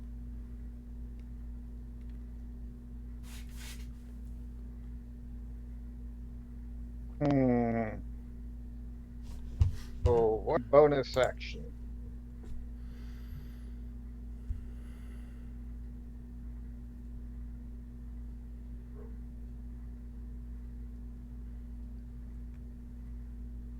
Very limited. Yeah. I could cast a spell, but to do anything, I'd have to make a weapon attack. So I'm just going to Edie Mao for the moment. All right. You're standing your ground there. No, Didi Mao, get the bleep away. Oh, I didn't see your character moving on the owlbear, so I didn't know what that meant. He will opportunity attack you, but misses wildly. Nice. Got lucky. So move yourself wherever you see fit. The square and the circle are both difficult terrain.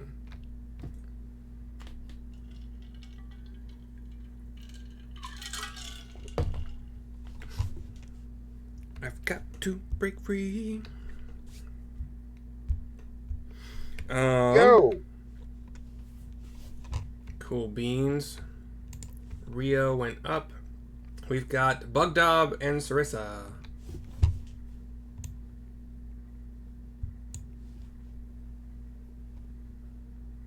Hold on, I'm feeding the kitties, and I've got kitty battle royale going on for whoever thinks they have the better deal with the cat food. It's fucking cats. Hold on. Okay. Syrissa, you said? Bugdob first, Syrissa then. Bugdob. Okay, Bugdob. Okay, let's see. Oops, I'm trying to get so I can zoom and see what's... Okay, Bugdob will smash. Well, number 8, is he starting to look rough? Or is he the one that isn't hurt? Twig 8 is untouched. Okay. But Vine number 1's looking rough, yeah? Very.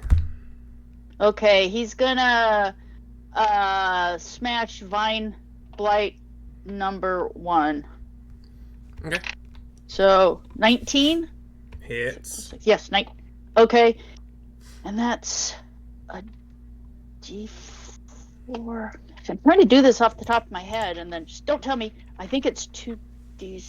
Neil grabs onto Bugdob's hair. She's like, right?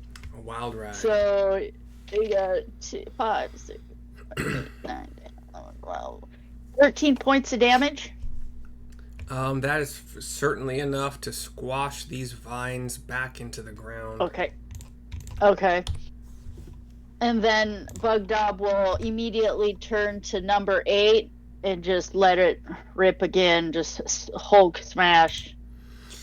I'm also going to say that when Vine 1 dies, it removes itself as difficult terrain. It just kind of dissipates. Yeah. Okay, so just 25 hit? For certain. Okay, and then he's does so see 8, 9, 11, 12,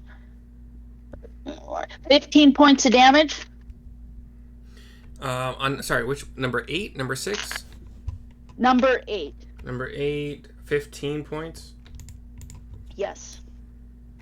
Does a good amount. Guy is not looking great, but still up. Okay, and then Bugdob. Syrissa will have, as she ran by, did the, come here. So Bugdob will move over towards, the same direction Syrissa's heading. Okay, that is a miss. Nat 1 miss, and a miss because Bugdob is invincible. Alright, so 3 opportunity attacks as he's moving away. I'll swipe at his feet, but, his foot is already long gone from the space that they all swipe at. Well, these poor guys, they've taken a beating. Yeah, I can't throw enough at you guys. Although I got you guys kind of low, so that's something. Well, Syrissa. we're getting, like I said, everybody's getting low on points and spell slots and everything, so we haven't had a rest yet, so... Syrissa, you're up. Okay, Syrissa looks over and sees the big giant elk and was like, holy fuck balls. And let's see, I'm trying to see what she can and can't see. I'm thinking she can't really see the big embiggen because he's kind of behind the upright Saracen stone, so she will because he as is, you can see both embiggened things. You would see the outer edge of this guy. Okay, yeah, so what Syrissa will do is she can chuck her spear at vine number 7, yeah, or not vine number 2. Yeah. Okay, so hold on. Let me make sure I've got. So she'll chuck her javelin. And that's a +9. So, so that's a 10. Does 19 hit? Yes. Okay, and then it's a D8. Okay, a D8. What's a D8? No, a D6. Yeah. A D6. D6. So 10 points of damage. Damn. Okay. Yeah. Okay. How's he looking? Not really all that bad. Okay. Syrissa will chuck the second one at number 2. Or the same target. Yes. Copy. So stop. Yeah, you. Does 15 hit? You can throw your okay. Okay. So you can always throw your Bardic on top if you need to. Okay, yeah. So that and then that's a D. So 9 points. Okay. Okay, how's he looking now? Not worse than before, but still decent. Okay, and Syrissa will use her movement, and she will, kind of head into, to at least tuck into the woods, to here, and then to wait for her buddies to catch up with her, and then to tuck in behind a tree or whatever. I like how you keep saying, and I'm like, no, I don't. Just put yourself where you think you'd go. Yeah, so behind this tree, she could. I'm assuming she can kind of see Greebo, but waiting for her buddies to get in there so they can regroup. Oh, everybody can see Greebo. He's gigantic right now. Okay, yeah, that's right. Anchorite 1 is up next. Rio has fucked off. Let's roll for Lightning Bolt. Nope. Did Bugdob already go? Yeah, he went and then yeah. Syrissa. Yeah. That's right, because he goes before Syrissa. Can't really get himself in a position to do a whole lot, so he's gonna get himself closer, hiding from Rio. Syrissa's eyes being about 15 feet tall right now, probably can't see him either. No, sorry, not Syrissa, Greebo. And then, yeah, anyway. Wait, hold on.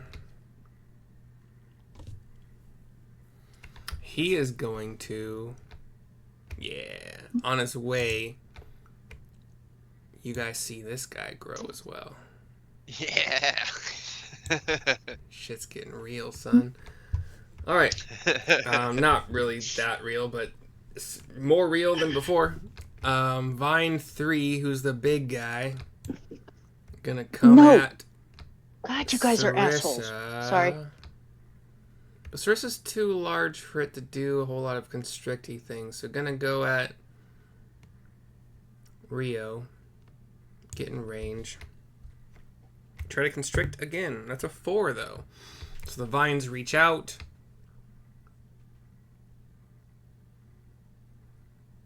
Yeah, you guys do see... Okay, so you do see the vines on the smaller vine guys. You saw they had a sort of kind of range.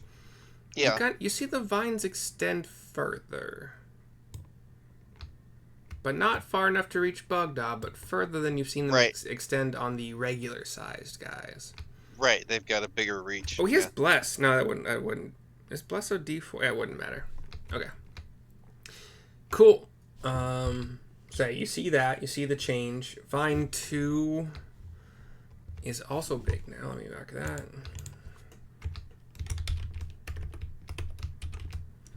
You also have, if you have been able to see them, actually, I'm not sure. I think this might be the first time your characters have had full view of an embiggened Vine Blight, but they move faster than the other Vine Blights. And since Rio is the closest target again, we're going to get another attempt. That, this time, is a 17 plus 4. Does 21 hit? Yeah, it does. Alright, so you will take the initial damage of 2d6 plus 1d4 plus 2. So that's 5, 7, and a 4. So that's 11 damage. Bludgeoning. And, you are grappled. You are restrained. And you have the choice to break it or do whatever next turn. Your next turn. 2. Okay, then that's where. Okay, Twig 6. Rio, dude, you're the closest target. I'm sorry, man. So, gonna come at you. You're currently restrained. So he's going to have advantage on this. 7, 18 plus 3. So 21 hits. That was the same thing as last time. This is only 1d4 plus 1. So 3 more piercing damage. And up next is Needle 4. Who is where? Did he die? Did Needle 4 die? I only see one needle. There's no 3. Yes. He isn't that the one that yeah. Greebo tatered? I took him out earlier. Yeah, it was Rio. It's like, oh yeah. Twig 1. Once again, you're the closest target. Another 18, so 21 hits. That's only 2 damage, piercing. For Rio. And Twig 8. Gonna go down to Bugdob. Keep trying to be the valiant Twig warrior that he can be. But a 7 plus 3 does just not hit. And Bugdob. Can he just die from shame at this point? Bugdob. That was. You're dumb. And we're back to the top of the round with Greebo. Alright. Who is an Greebo elk. will be gathering steam and is gonna run straight for this guy right here, the number 3 needle blight, but he'll also be plowing through number 4 vine blight on the way, like so. So there is no number 4 vine blight. Number 3, sorry. Number 3. Yeah. I mean, And I don't think he'll hit the corner. No, yeah, so he'll hit he's running ramp straight for this guy, but he's got to go through this guy to get there. yeah, but that's not a thing. You don't have trample. Oh, so you can't go through something? Yeah, it's a flaw. You know what? Because it's a dumb flaw, and these guys aren't super fast. Let me give a. Yeah, because well, like, why wouldn't they have that? Because you can knock something prone, and you're at ramming speed. Wouldn't you just keep going? I mean, yeah, I didn't know that. 2 things. One, you're shapeshifted, but you keep the mental stats of Greebo, so you would know this is difficult terrain. Okay. You would not be able to reach number 3. Number 3 needle. If I step, okay. It's a straight line 60 feet directly to number 3 needle. Even if you go around, you're not going to be able to reach him no matter what. Yeah, well, can Greebo do the little step up to here and then run straight this way at these 2? Do you want to stop at number 2? Or run through? Run through them. So I would run through number 3, and then I'd have to stop at number 2, obviously. Okay. Well, I guess I would go as far, like I said. So I would I would just step up here, the 5 feet, and then from there straight through them is 45. So realistically, 40 feet from there, and then I could veer and kind of start heading towards my compatriots, just like or I don't know. You figure, whatever. Well, so here's the charge is a straight line. So yes, if you're trying to use charge on something, straight line. You can get up here. You can run through 3, charge at number 2, get the charge attack at number 2, and then wind up over here if you wanted to wind up not in melee. Okay. You want to do that? Yeah, or once I get to what is that number 2, I'll kind of throw the brakes on when I get to number 2, like just do ram and speed, and then okay, hit him and stop. Yeah. Number 3 rolled high enough to dodge out of the way. I gave it a chance to hit because it's not a real mechanic, but he rolled high enough to get out of the way. Number 2, it would be an attack roll on your end. Yeah. I got 16, 17, 18, 19, 20. 23. Certainly hits. Sorry, 22. Also certainly hits. Okay. And let me roll, and it's a +4, whatever I roll, right? Yes. +4.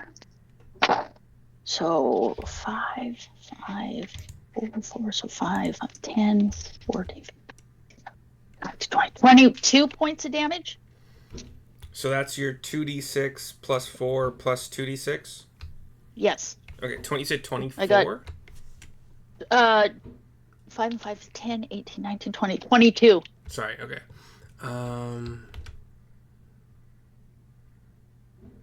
All right, so that gets vine number 2 down pretty bad. But not out yet. Very bad, though. So that's and it because I didn't. Okay, that's only 30 feet. So can can Greebo at least kind of loop more towards his buddies, kind of like do the ram and then just kind of arc towards his buddies? Yeah, however far you'll let him go. This game doesn't super worry about momentum and like how big you are. It's just you're 60 feet of movement speed. You're 60 feet. You can do what you want.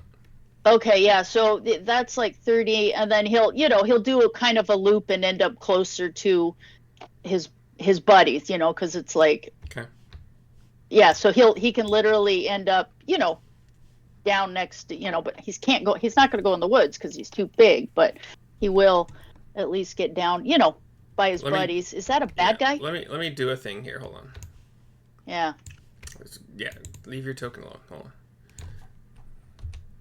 Because he had to move 5 feet to get there.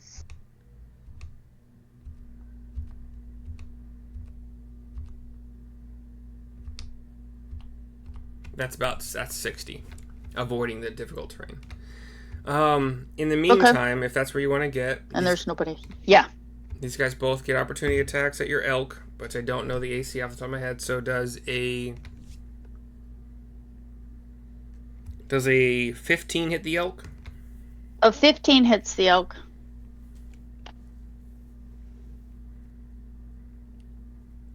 I'm not sure. Yeah, this is tough because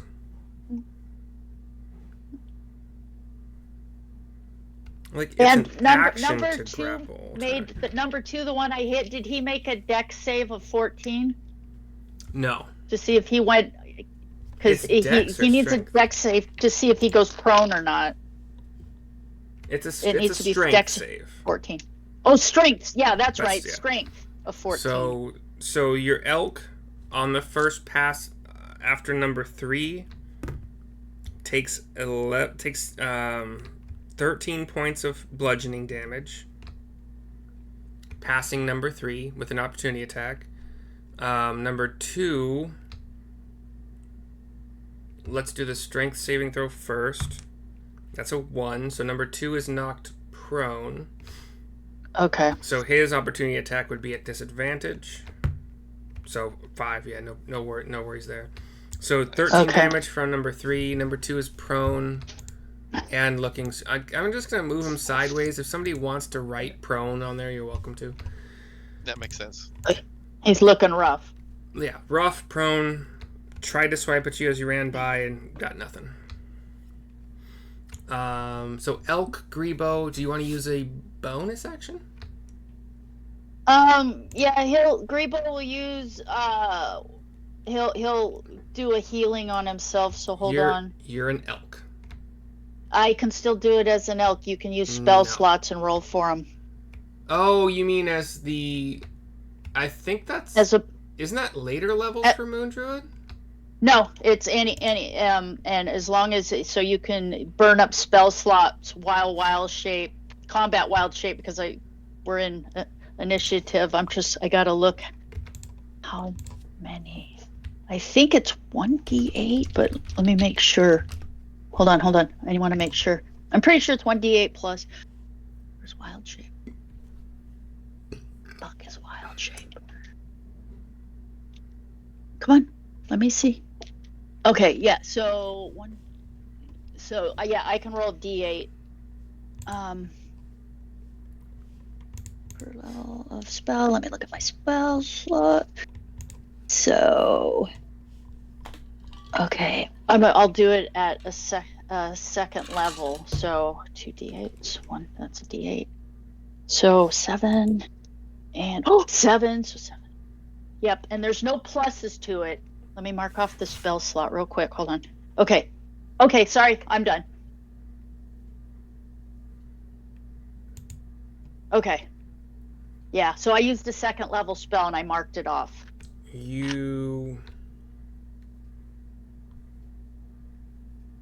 Wild Shape literally says you can't cast spells. Wild shape. It's bullet point number 3 in the druid. That's class. regular wild shape. This is combat wild shape because we are an initiative. That's not a thing. Okay, let me click on it. Yeah. Combat wild shape right here, just clicked on it. When you choose this circle the moon, Seklavar, you gain the ability to use wild shape on your turn as a bonus action. Additionally, while you are transformed by wild shape in combat wild shape, you get to use a bonus action to expend 1 spell slot to regain 1d8 hit points per level of the spell slot expended. I was looking for where it was. I guess I scrolled right past It's it. combat wild shape. I got it now. Not wild shape. I knew it was a circle of the moon thing, but I didn't. I was trying to figure out remember where it was. Okay. Okay, so you've marked that off. Cool. All right. Yes. Fort. Heal. That okay, was. There we go. Top of the round, Greebo. Okay, so Needle 3 will, attack the giant elk thing. Does I think it's 16? Hold on. This is a 15 hit the elk. Yes. Okay. It's a bonus action? Okay, cool. That's 2d6 plus 1. Plus, it's a giant, so we get a little d4. So that's 6, 8, 9 points of damage piercing to the elk. Okay, so 9 damage. Okay. Okay. And Needle Blight 3 is going to stay where he is. Neil, you're up, followed by Rio. Okay, Neil's gonna leap off of Bugdob's shoulder and go fly over and land on Rio's shoulder. Okay. And so if I use Cure Wounds as a action, I'll and just spend the slot. I can give him full. Correct. Healing on that. Okay, I'm gonna do that this time as my action, and so I mark the spell slot off. So Third level? 3 What times. level? Third level, yeah. Gotcha. Yep. So what the hell's 3 times 8? 24. 24 plus 4, 20. So that's 28 points of healing, Rio. Thank you very much. And as a bonus action, I will inspire him by giving him my last Bardic Inspiration as well. Okay. And then I should have a couple more feet of movement, so I'm gonna jump off and fly, this way in the air. All right. Rio, you're up.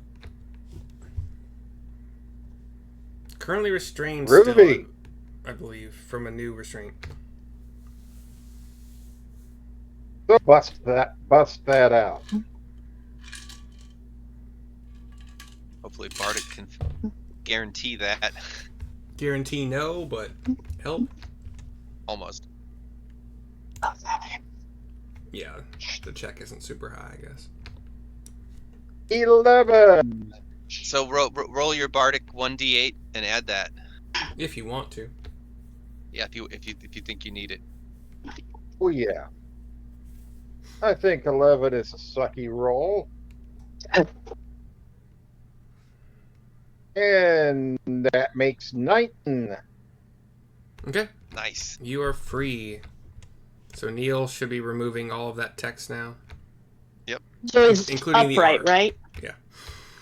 No, he was always upright. He was never proned.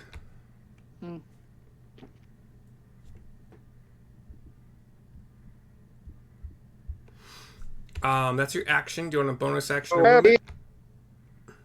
Sorry. Well, I want to get out of here so that I can range him. So my action is going to be to move. Okay. I mean, your movement's going to be to move, but yeah. Hey.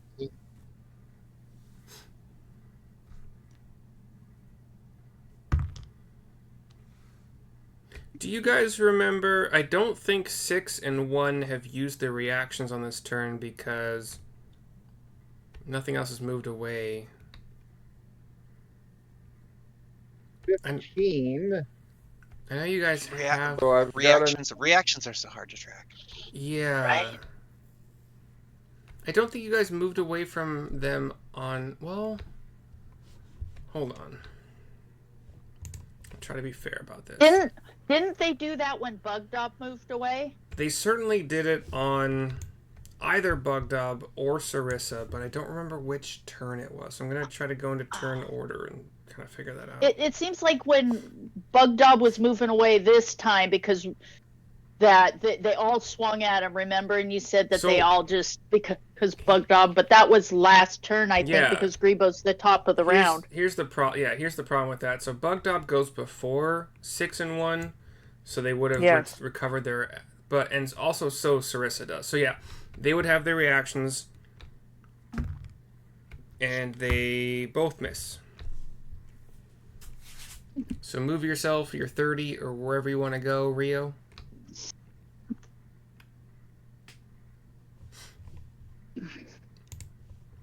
And bonus action if you would like to.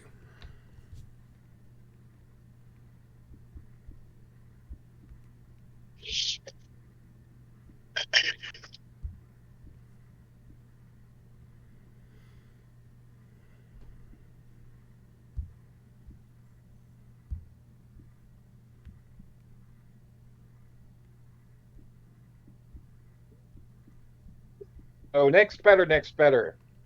So make sure you move your token wherever you want it to be, because it hasn't moved on my screen.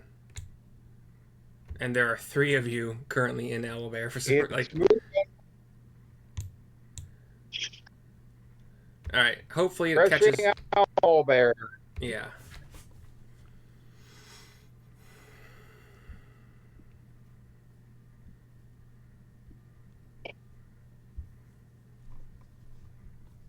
Holy rushing Owlbear. Works for me. While Rio is refreshing, we have Bugdob and then Syrissa. Bugdob will swing at the number 8. He's looking rough, right? So. If you hit him, he's done. Okay. So, I only rolled a 4. Can I use the Bardic Inspiration for him? Is he... What is he? Is he plus 7? Oh, I forgot. He has a plus. Oh, that's right. So never mind. Magic weapon is plus 1. Strength is currently plus 6? Yeah, so he's at a 10, but I don't think that's going to hit. So can he use his Bardic? Bardic if you want to, yeah. So, 6. So 16? That hits. Okay. Squish? I gotta do the damage. No, it is squished, but you're welcome to roll the damage if you want to. Okay, so he got a 2 and a 2 and a 1. 3 points of damage? Oh, wait, yeah. So 3 points of damage. Thank you for roll. That's number 8, right? Yes. Thank you for rolling. You said 6 total? Yes. Not totally squished yet. Oh, okay, man. so I'll swing at him again. Rougher. So, 16? Yeah. Okay. 6 and an 8. 14. Yeah, he's super squished now. Okay, and then Bugdob will use he'll truck down, boom, boom, boom, into the woods. Like, okay, boss, where do we go?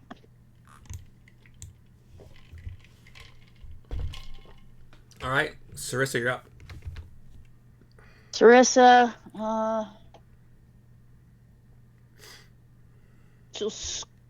let me see. How far away are these guys? Believe it or not, this did so not Syrissa will actually help at all. scooch around Bugdob, be like, good God. And poke out and throw a javelin at number 1. The Twig Blight number 1. Twig 1. Twig 1. Where'd you go, Twig 1? Oh, there you are. So let's suppose. So 18. Hits. And D6, right? So 12 points of damage. Oh, okay. Okay. Looking Is he looking rough. rough? Okay, so let me get rid of Bugdob's Bardic so I don't forget. Syrissa still has one, but Bugdob does not. Bugdob, no. Syrissa, when it reappears in her hand, will throw it again. 17, 18.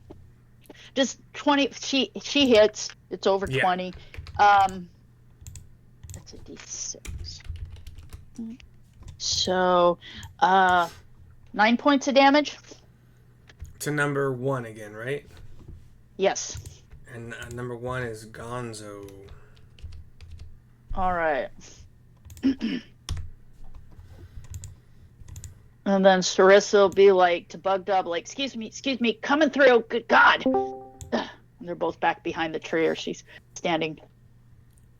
Copy. And then that's your action. 2 actions, attacks, and then was there a bonus action? I don't think she's gonna do a bonus action. Okay. I haven't burned a spell slot in a while, so I'm good. All right, and welcome to Novi. She's going to be listening and learning. Okay. Actually, can I go use my harness? I'm gonna burn my harness divine power and get a spell slot back. That's still sitting there, and so I need to. So, Righto. But that's my bonus action. That's it. Let me mark that off. Cool beans. Anchorite numero uno is up now.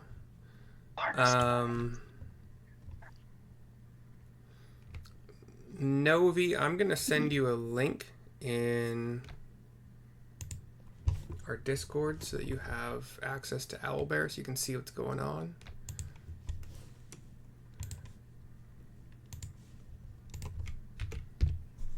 So you have that link in Discord now, so you can see the map we're playing on. You can join and kind of move it around and play around. All right. Anchorite 1.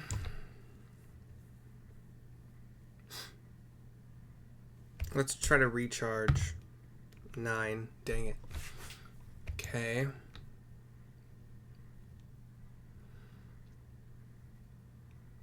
You know what? This is fun. I'm just going to keep... You guys see this guy grow even more.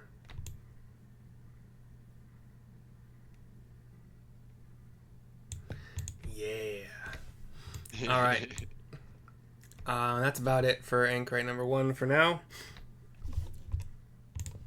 Next in initiative order is Vine 3, who just got super big.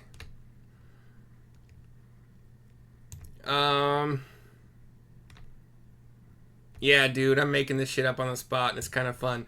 So, he's about, we're going to say he's about as big now, because he went from medium to large, large to huge. So he's basically, he's the same size as Elk Greebo, huge Elk Greebo, giant Elk Greebo, whatever. So, you guys see this guy kind of like raises one arm toward Neil, but also just feels that there's something more that he can do. Raises another arm towards Greebo Elk. So the first attack at Neil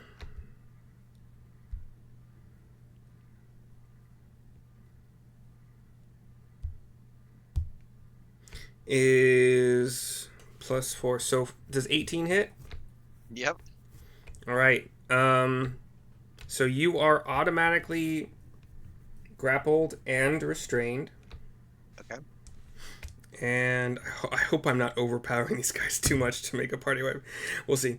That is 4 + 2, so 6 + 1 + 4. So 11 points total of bludgeoning damage. And you are restrained.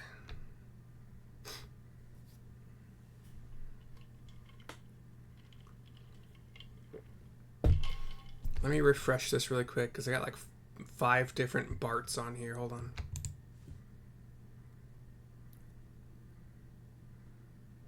Now I have no Barts. That's not good. All right, so yeah, there Bart's back. Cool. So Neil, make sure that you note that you're restrained somehow. Yep. I know I am, yeah. The next attack on that was Greebo, which is 14 plus 4, so 18 to hit Elk Greebo. And Elk Greebo will take 8 plus 2 for 10, plus another 3 for 13, so 15 total bludgeoning damage for Elk Greebo.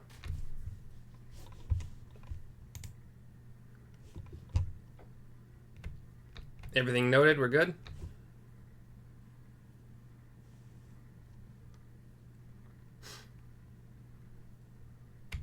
Shannon? So, okay, sorry. My Discord just did this like black flash for a second. Okay. I really do hope I have not created an overpower imbalance here. We'll find out. I can tell you right now, as I really think it is going to be overpowered because we have literally been fighting all morning. And I mean, we fought yesterday too. So we showed up already depleted. We'll see. Vine 2 stands up, spending 10. And then has the reach to try to hit Elk Greebo. That's a nat 1. So nothing there. Twig 6 is looking bad. Tries to attack Elk Greebo because it's right next to it. That is 19? Yep. So it's only 1d4 plus 1. So 4 total piercing. Okay. And Twig 8 was killed? Hold on. Alright, Twig 8's done. Twig 8's done. Alright, Cool. Back at the top of the round with Greebo. Greebo will... Let's see. How far is that guy? He's 10 feet. Greebo will take off running straight at the number 3 needle blight. Okay. Yeah. So You want to do that another? guy? Oh, Yeah. that guy. Yeah. Okay. Yeah. So he's he's heading that way. Sure. So so let me. It's. So just a dirty 20. Yeah, for sure. Okay, and then he's got plus 4, so 4, 6, 4, 10, 14, 18, 9. Literally the same amount of points last time. 22 points of damage, and he needs to roll a strength save of 14 to see if he goes prone or if he You said 22, right? Yes.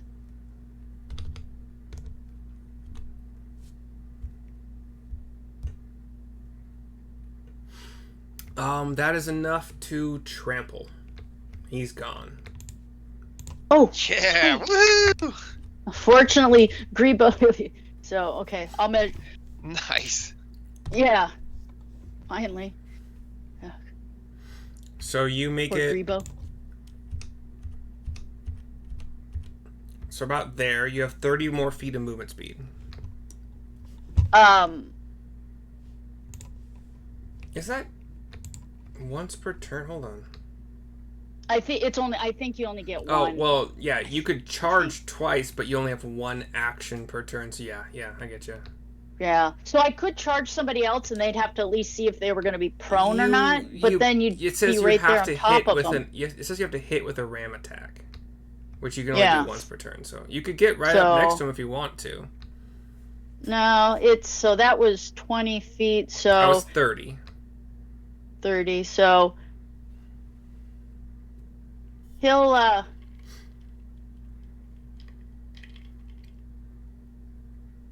I guess he could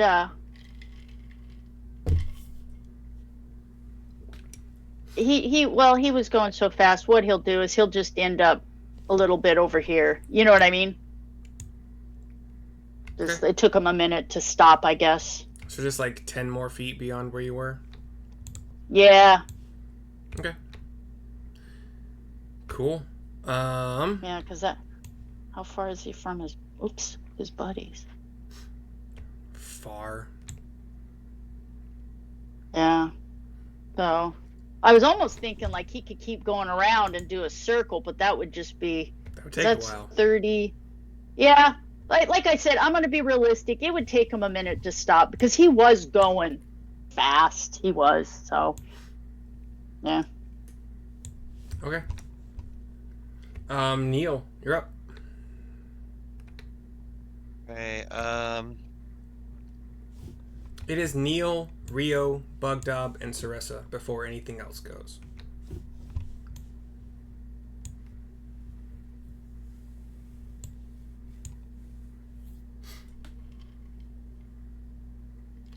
Have my D4, but still unlikely to escape. I'm going to cast Dissonant Whispers at Anchorite number 1. That's second way. Does it require a target you can see? Level. What? Does it require a target you can see? A choice, creature of my choice within range that can hear. Oh, you don't have to see it? One creature of your choice within range that can hear. Okay, then sure. What's the saving throw? Wisdom 16. That high ass. He's got bless, so he can probably save. It's a 5. Bless would not help. All right, then he takes 3d6. Where is he on my... There we go, okay. Psychic damage, which is going to be 3 plus... it's going to be 10 points of psychic damage. Ouch. And Ouch, it was such a low make roll. your concentration save for bless. You said 10, right? Yeah. I don't know why. Concentration... 15. Okay, so he saves. I guess he saves con. And then he has to run as far away from me as his speed allows. Does it use his reaction to do that? Yes, must immediately use his reaction to do that. Yeah. Okay. Done. You're out of bonus action stuff, right?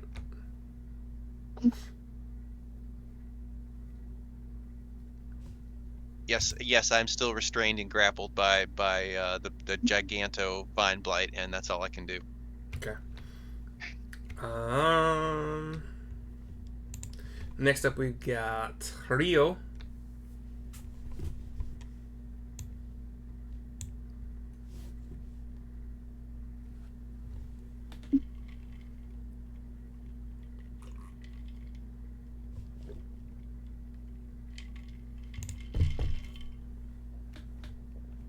Rio.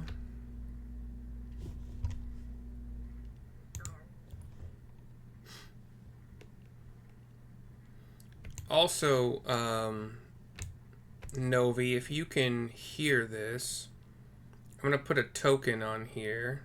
And I can. So, Novi, I'm going to put this golden ox here. This golden ox is yours to play around with. You can move it. You can play with movement speed. Kind of like, see how this owlbear thing works. All right, Rio, what are you doing? Golden ox. I like it.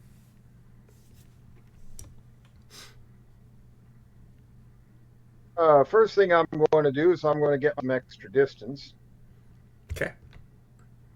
You do currently see that this huge Vine Blight has Neil in a restraining vine thing.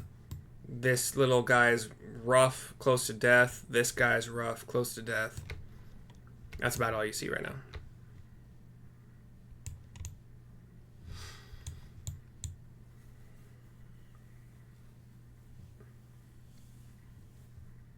But how does Neil look?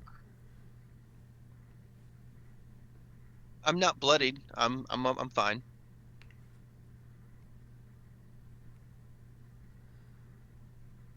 Okay, then I'll take out number 6. The basic principle that minimize the number of dice. Yeah. Okay, this Constrict does not have damage at the start of your turn. Okay, that was Rio's thing. Okay, sorry. What are you going? Who are you attacking, Rio?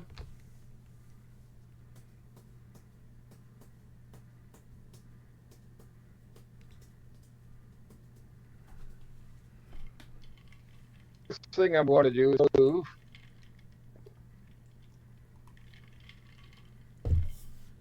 I'm going to shoot 6. All right. If you hit, it's dead.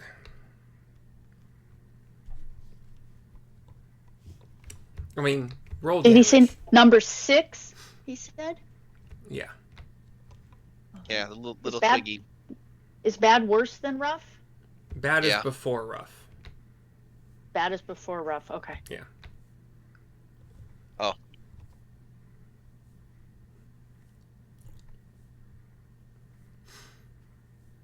Fire That's a elemental. 26 to hit. Okay, that hits. Yeah. Give me damage just in case you roll a 1. Sorry, roll 2 1s because of 10. fossil.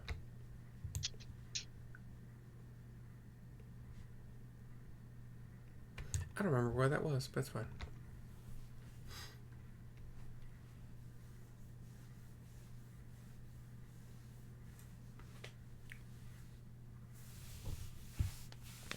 So this looks deceased. How much damage for your arrow regular on number 6? 10. Okay, sorry, I didn't hear that. Yeah, that's plenty.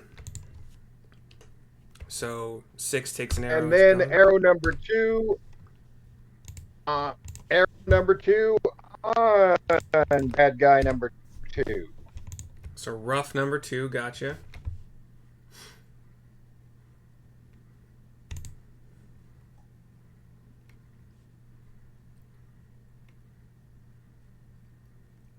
Oh, drat, that's an 11.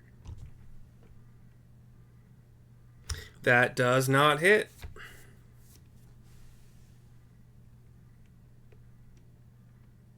Well, I don't... Okay. Bigger, stronger, theoretically less dex, though. So AC is normally a 12 in the normal state. Let me roll for this. 50%... 50, next hold on. step. 50% chance that the AC is 11 instead of 12. That is a 5. So your attack hits.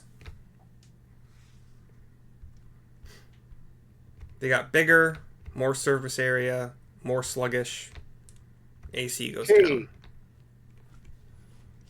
Okay, the first damage roll is 11, Okay. which we add the D8. Okay. Another 8. Yeah. So that This- makes 19 points splat. The large, Nice. the only embiggened once Vine Blight gets taken out by that second arrow. You see the arrow shoots, and instead of just having this whole like this whole piercing line, it just like it spreads out that piercing line into a horizontal plane, like a slice, and just slices the dude in half. You wanna Like use horizontally, like a horizontally polarized explosion. yeah. Do you want to use the rest of your movement speed or a bonus action? Yeah, I'll move back a little bit more. Copy. Bugdob, followed by Syrissa.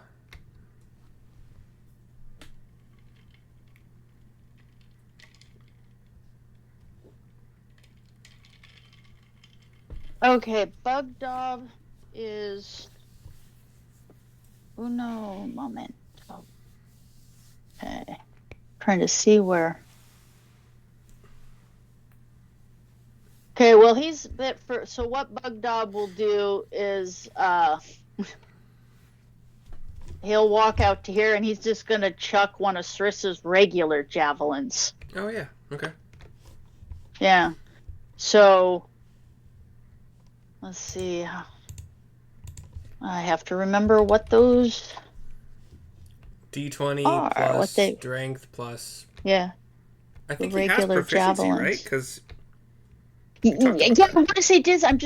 For whatever reason, they disappeared off of. There's the javelin. I'm just looking for the damage. How much damage does the javelin do? naturally, well, so his is. I forgot about this. His is 2d6 plus 4. Well, plus strength, so. Plus Yes. 6 right now? Plus 5? It's I think plus 6 because he's got the it's a D6, right? So it's a d6. It's 2d6 naturally for an ogre. Plus Okay. his strength score, which I think is currently 21 because of the meal. I don't know where else he would get Yes. another plus 1 strength, though. So it would be a plus. 2d6 plus So, 5, I okay. think. Okay, 5. So okay. Okay, so he got 14. Damn. Does that hit? Okay. You rolled the hit already, right? Or is 14 to hit? That's 14 to hit. Okay. Can Syrissa give him her Bardic Inspiration just in No. case to be safe, or no?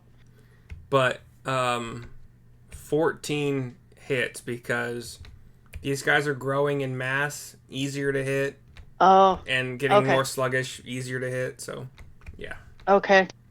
And then he's got the he's a plus 5. 2d6 plus 5, I So believe. 2d6. 2d6 plus what again? 5. So okay, so 6, 7, 8, 9, 10, 11, 12, 13 points. Okay. Okay, And so that's second the attack? first one. And then he'll take the second one, and because he's got 3, and he'll chuck the second one at dude. Oh, hold on. So 17. Hits. Okay. Oh, I got a 6 and a 3. 6, 7, 8, 9. 14 points of damage. Okay. Okay. Does he want to move any more? He'll just kind of stand there looking at Syrissa like, the spears are over there and I'm right here. Can I go get them or what's up? And So- Neil is in peril. Oh, Neil's in peril. Okay, He's so he's restrained by the vine. Okay. So he can get about that He's far. got 40 feet Oh. of movement. Oh, he's got 40. Okay, Pretty so sure. but yeah, so he'll get up right here, so at least he's right up next to dude. Do you want to get in melee range of it, or just stay at just a bit outside? Just a bit outside for this one. Okay. And then he can step in. Syrissa, you're up. Syrissa,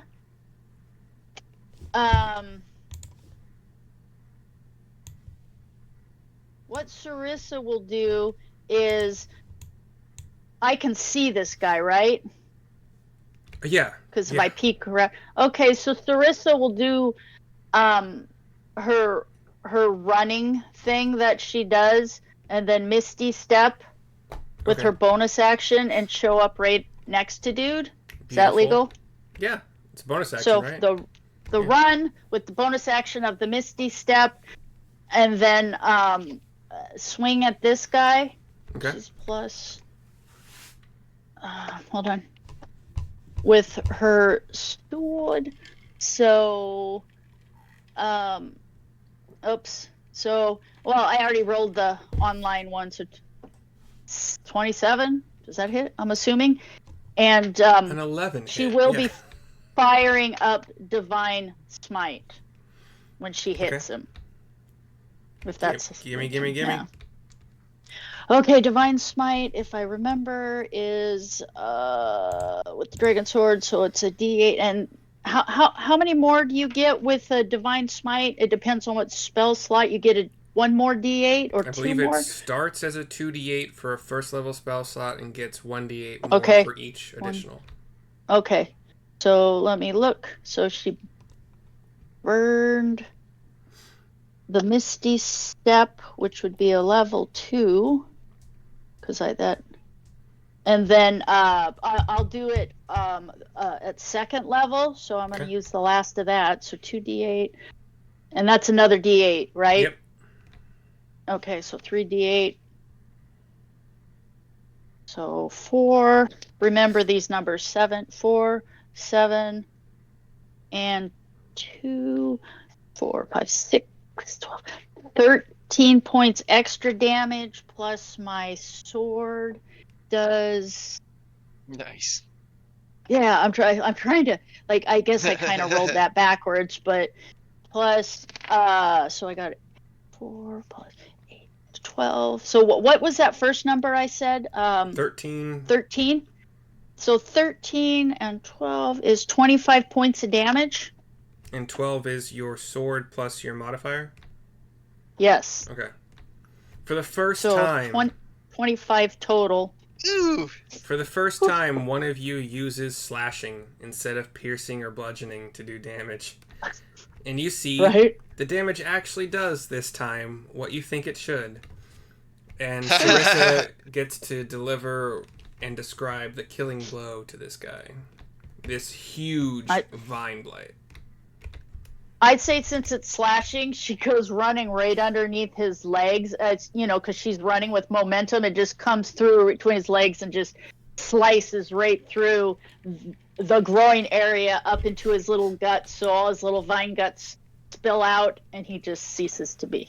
So vine blight, massive vine blight, sees you running in, turns a little bit towards you, gives a grin like, I can handle this, and all of a sudden you blink out of existence, and all of a sudden you're like 5 feet from it instead of 25. Yeah.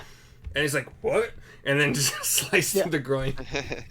Yeah, just because running right through, like, hi. So. And that's a massive deceased vine blight corpse, which, you see the vines start to shrink and whatever, but... And so... Go ahead. I think you might have a couple more movement speed. Yeah, that's my thing. 20? Is basically Syrissa will. We'll call it 20. So if I move to right here, can I get in position where I don't think I can actually get in position to deal with this guy? Can I? Oops, sorry. You can get into a spot where you can probably see him, but you'd have to be a little bit further up the slope. Because so I couldn't chuck a javelin at him at a disadvantage or something, just you can't see what happens. You can't see him because of the slope right now. If you get to here, which you kind of stopped here, so you could get up to enough to see him, but he could see you. Yeah, no, Syrissa will stop right out, just out of sight. Okay. It is the Anchorites' turn. This roll could determine some bad shit. So 19 or 20 gets a lightning bolt. That's a 12. All right. He has no one else to embiggen. Hold on. That was awesome.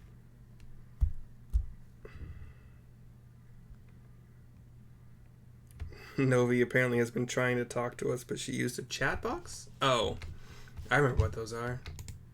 Yeah. Oh, off of the vault. Just tell her nobody uses those in the. That's okay. She can hear you. Okay, yeah, nobody. We don't ever check those. But go to like the Sunday group. You're not the chat. first person to do it either, so do not worry about it at all. Yeah, we've all done it, and then been like, "Why is nobody answering me?" Because nobody reads that.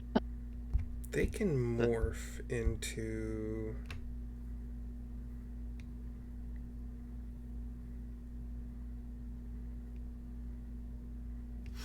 Hold on, let me take a look here.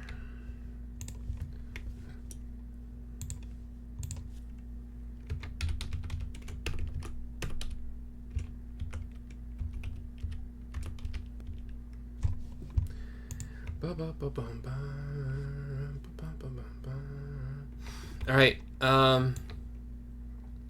Sees the situation that he is in. Uses. It's not an action. Hold on. Oh, it's an action.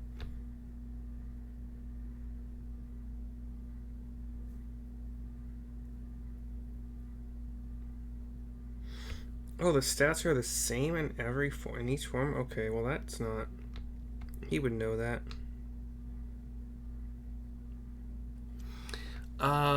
Well...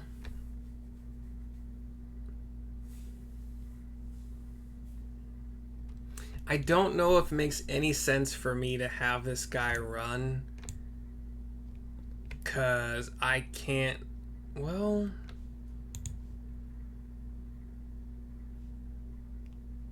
See, I can't see a world in where you guys can't catch up and kill it, but let's play it out. Fine. All right, so dashes. Oh no! Get him! Are we gonna have to chase down an Anchorite? It's up to you. That is his Are turn. they fast? None of you can see what this what this being is doing, aside from massive elk Greebo. Okay. And Greebo cannot talk, if I remember correctly. Nope. Aside from bellowing as an elk, but That's true. Right. All right, so Greebo, you're up. You did watch this guy dash away. So how far away from Greebo is he? Hold on. So he's dashing. The only thing is, I don't know if it's fun for anybody to play this whole catch up and. What's going on with the Gorthok coming out of the funnel? Yeah. This fight has only been about 6 rounds, so you did not see that extra foot of Gorthok, and then once you saw, or once one of the Anchorites died, you saw that the progress was slowed,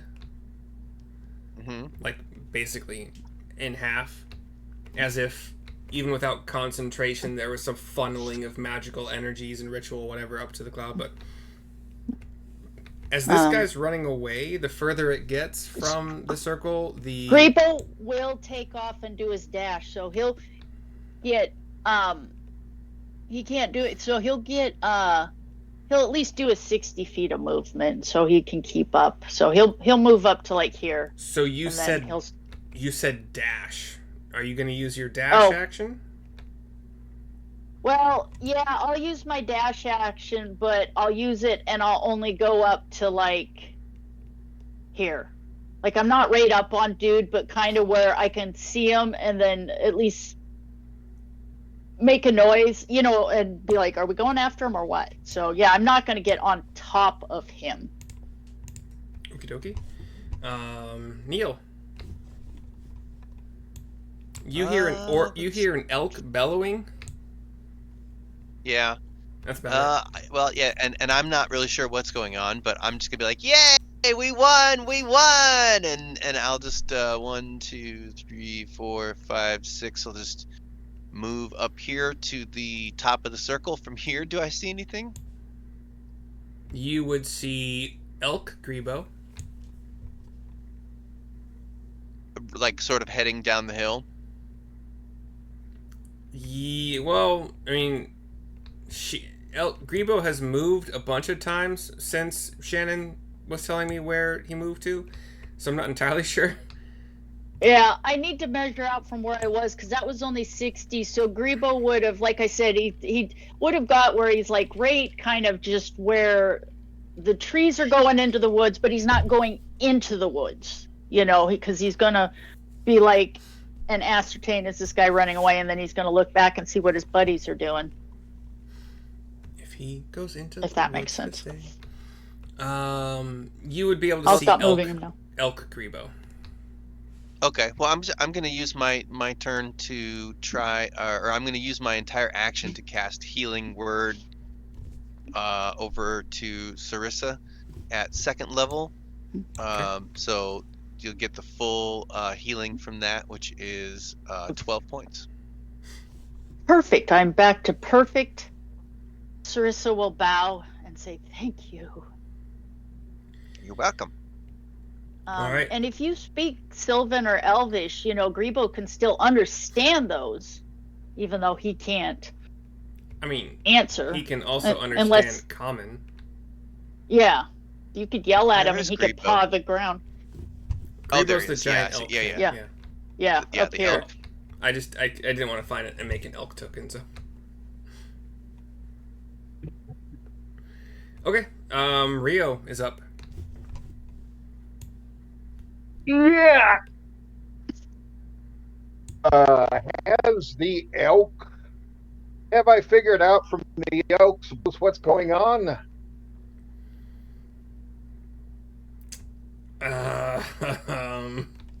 What kind of fucking roll would that be? Like, that'd be an intelligence? Insight? What did Rio ask? Go ahead, Rio. What'd you ask?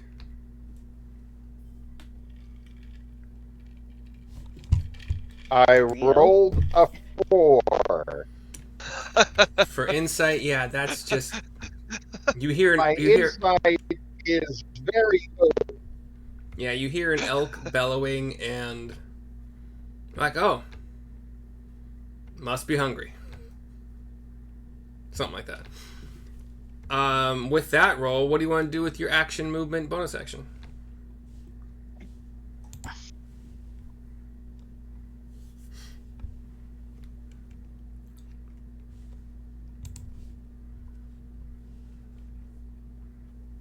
Want to take out number 1 because I know he's on the loose. Okay, I mean... You don't know the status of number 1 for a while now? I cast... What? Beast. To look for him. Okay.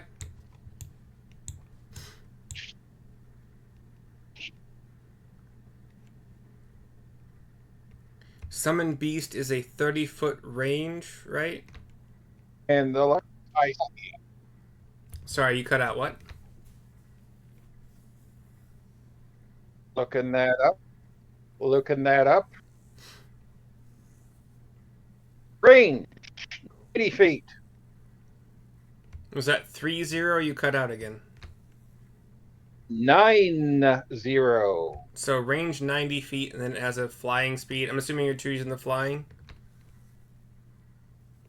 Right, and it is to use, and I am to use its vision to search for it. The exact spell you're using is Summon Beast. Yep. I know we've had this discussion a couple times. I never remember how exactly this works. It's not Find Familiar, so... Yes. Welcome to my world on a daily basis. Hey, man. I'm always confused. I don't think you can see through this... Beast of the air. You can't see through this guy's sight. It's not Find Familiar.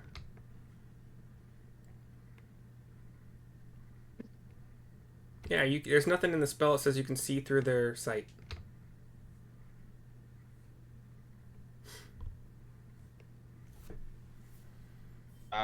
It's my recollection otherwise. So Well, you I look that implore up. you to read the spell and then show me where it says otherwise.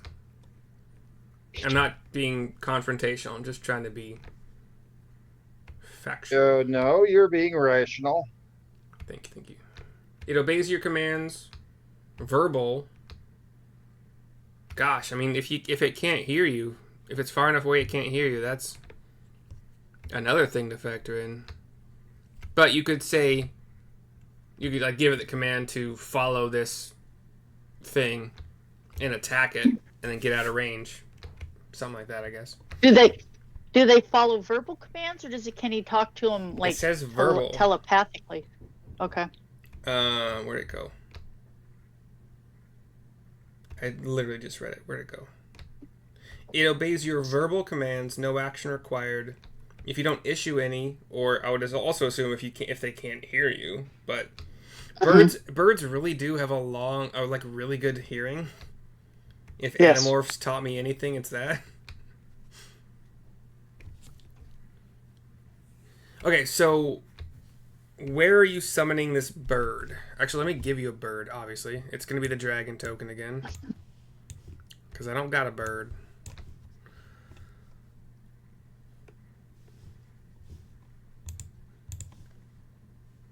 And then 90 would be, let's just call it the center of the circle.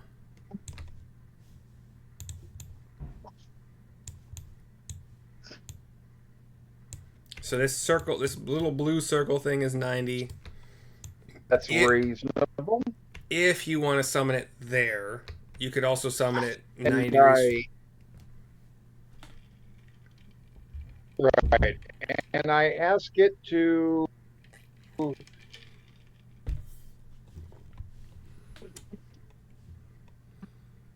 You can tell it to do anything. Ask it to search to the back and forth and reaching and hover over it if it sees Anchorite. God, dude, you're cutting out so much. I can't understand you, John. I recommend to everybody that push to talk opens your mic when you're talking, it closes it when you're not pressing it. I don't trust the whole notice when I'm talking and then, but it's up to you guys. So you want it to search for the Anchorite. Right. Do you want it to attack or just kind of scout and show you guys the way? Hover over it and make screeching noises. Okay. All right. It goes right after your like at the back end of your turn, I think, right? Right. And then I'll make a 35-foot movement in that direction. Yeah. Oh, So- I can do a 70. Oh, dashing. No, wait, isn't it? Double. It's an action to cast Summon Beast.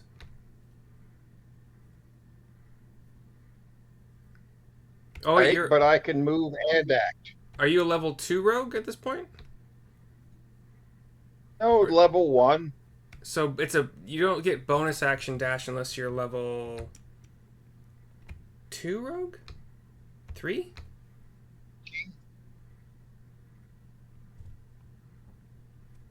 I don't recall. Actions in combat. Dash. Yeah, but you used your action to summon the beast.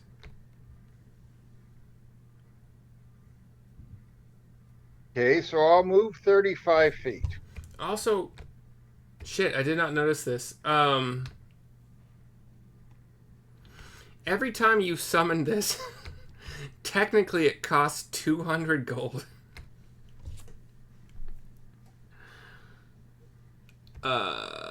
Wait, no, but it's not consumed. Okay, cool. Yeah, that's fine.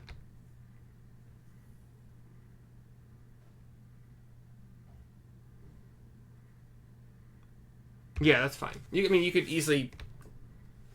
Purchasing a feather worth 200 gold. That's what kind of feather costs 200? That's stupid. Whatever. Right.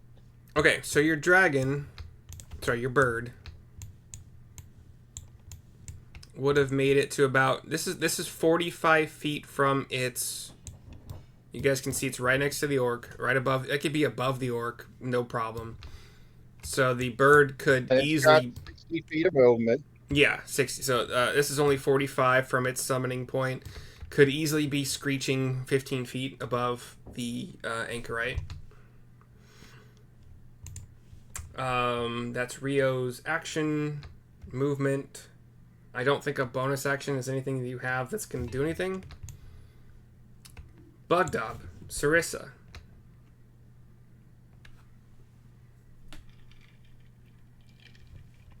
I guess Bugdob will just start moving up where he sees all the action and the noise, unless Syrissa stops him. So he'll move, just do do do do do. He'll get up just inside of the. Is he just gonna mosey, or is he gonna run in the direction of the screeching owl and the elk Greebo? He'll run in the direction of the screeching owl and then kind of stop and be like looking at Syrissa and like, well, what are we doing, guys? So no dashing yet. Oh, that's right. He can dash. So yeah, he'll do his he'll make it to. How far is it from there to there? Yeah, he'll do it. He'll dash, but then as soon as he's done, he's gonna stop and look and be like, "What are we doing?" Okay. And then Syrissa goes next, and Syrissa will dash to catch up with Bugdob. And so she can make it, she'll just be slightly behind him and then be kind of like, what exactly are we doing here? Question. Cool. Anchorite's gonna keep running. And again, if this part is boring, we can just... Yeah. So 5.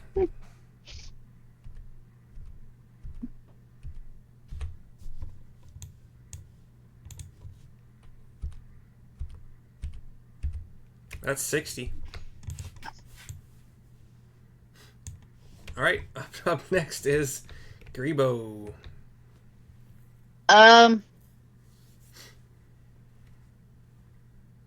I guess what Greebo will do is he'll dash his 120 feet and then he'll stop to see what the Anchorite's going to do. Like, is he going to keep going, or are we going to keep... Because he's not going to just keep... So let me get him...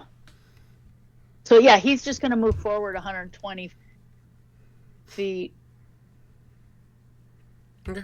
So it looks like he can get dude. Well, he can get... So he'll get right up on top of dude.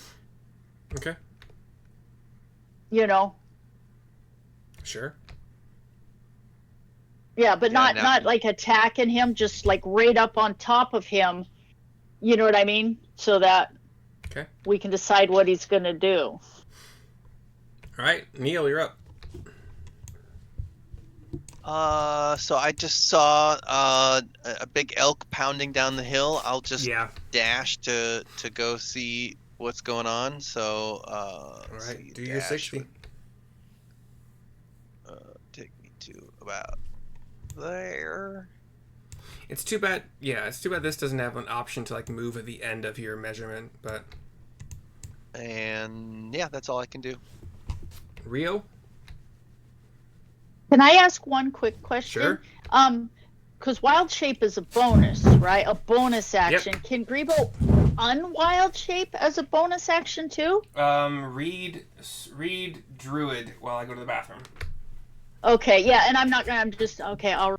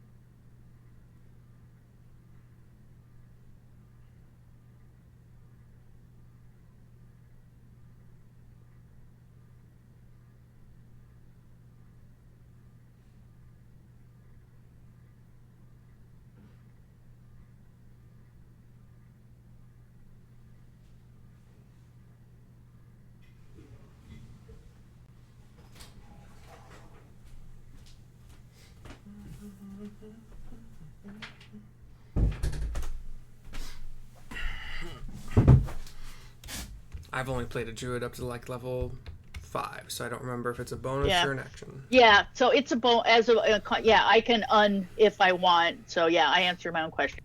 Okay. And there's my 70 feet of motion. All right, and then your owl. I'm assuming it's still an owl, right? Or another bird. Right, and it'll just hover over it and screech.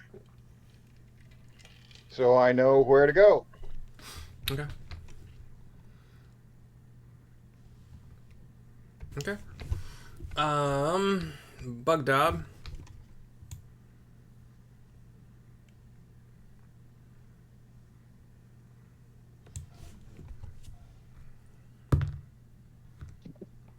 Bugdob? Yeah. Is yeah, at this point, oops, it's totally zoomed out too far. Bugdob will jog forward about 10 more feet and then just stop. Like, what are we doing here? Yeah, understandable. So that's all he's gonna do. Yeah. And then Syrissa, who goes next, will jog up next to Bugdob and stop with okay, what are we doing here? Okay. Anchorites gonna... I already rolled the recharge, doesn't get it. He's weighing whether or not he should attack this elk.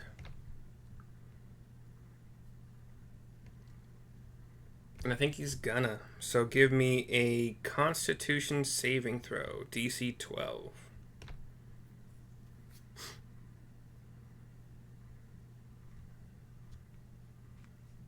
Constitution. Bum, bum, bum. Oh. Wow. Woohoo! I got 13 plus 15. Okay. Oh, I needed a 12? Yeah, so 5 thunder damage. Okay. Are you still an elk? Yes. I was gonna say you've taken a lot of damages. I haven't been keeping track. Yeah, I didn't get down there, but...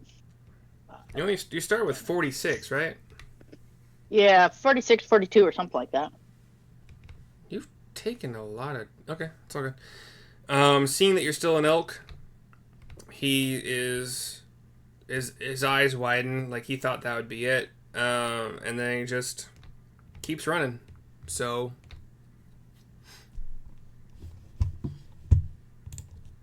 Nice. All right.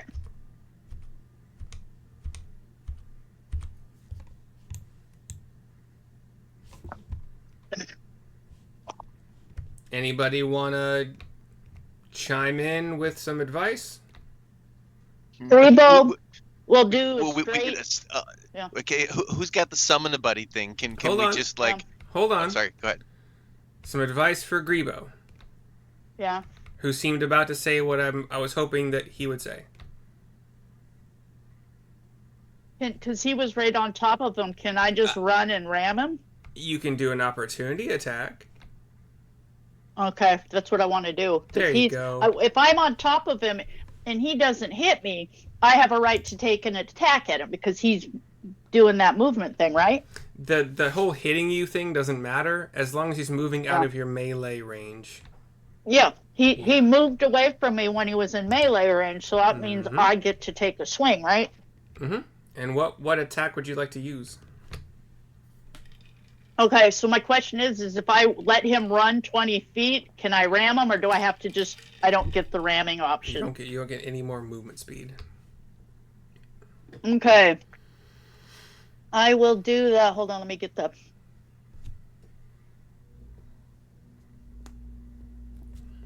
Elk Greebo will do the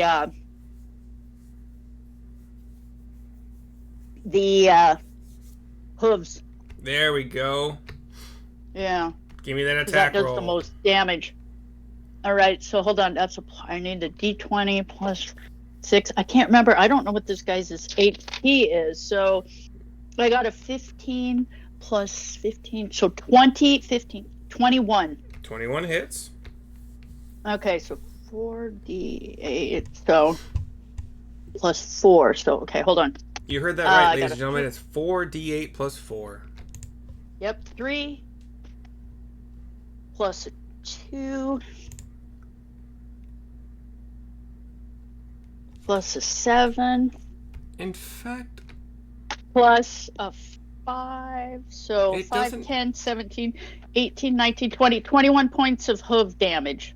it doesn't make sense to use charge plus ram at all unless you wanted the prone, I guess. Yeah, because you could knock somebody down, so Yeah. they have to use up speed or And the something. DC is 14. It's not that. It's a pretty decent DC. Okay. You said, how Yeah. much damage? 21? 21 points of damage. Yeah. Let me add it again. 4, 5, 6. So 7, 12, 13, 14, 15, 16, 17, 18, 19. Yep, 20. Wait. 7 is 12, 13, 14, 15, 16, 17, 18, 19. Yep. 21 points of damage. Okay. How do the hooves of this massive elk take out the last combatant? I said they just literally come down on his back and just, stomp him into putty. Orc turns to run, gets putty stomped. Yes, putty stomped. Cool. You guys nobody is currently unconscious, so you are out of combat. Woohoo! And All right. As a bonus action, well, actually, no, Greebo will just turn around and start walking back, not even going to revert back. You don't have to worry about actions and bonus actions for now. Yeah. You He'll just come stand there covered with Anchorite goo. elk kill orc? Or sorry, orc. Greebo will bellow. Yep. You know the sound I'm talking about when they're out there making their whoop. I hear it's very terrifying. loud. Yeah. Yep. Bugdob goes, okay. Yeah. Gives you, reaches up a fist to do a fist bump to you. Greebo will nuzzle him with big old nose. And he gives you some scritches. Big kitty. Greebo. Yeah. Greebo is tired, though, and looking rough. At that point, Greebo will just wild shape, just back into Greebo and sit down like one of those, oh, fuck me and my mom type days. All right. So who got lowest HP on that on that fight? Who went down the Greebo's- lowest? Yeah, who went down the lowest? What do we got? I thought it was Syrissa for a minute. Yeah, Syrissa Greebo got down there, but I'm down to where I've got 2 temp point hits points and then my regular ones, between the. But no, I think Syrissa was down into single digits. Okay. So nobody went unconscious.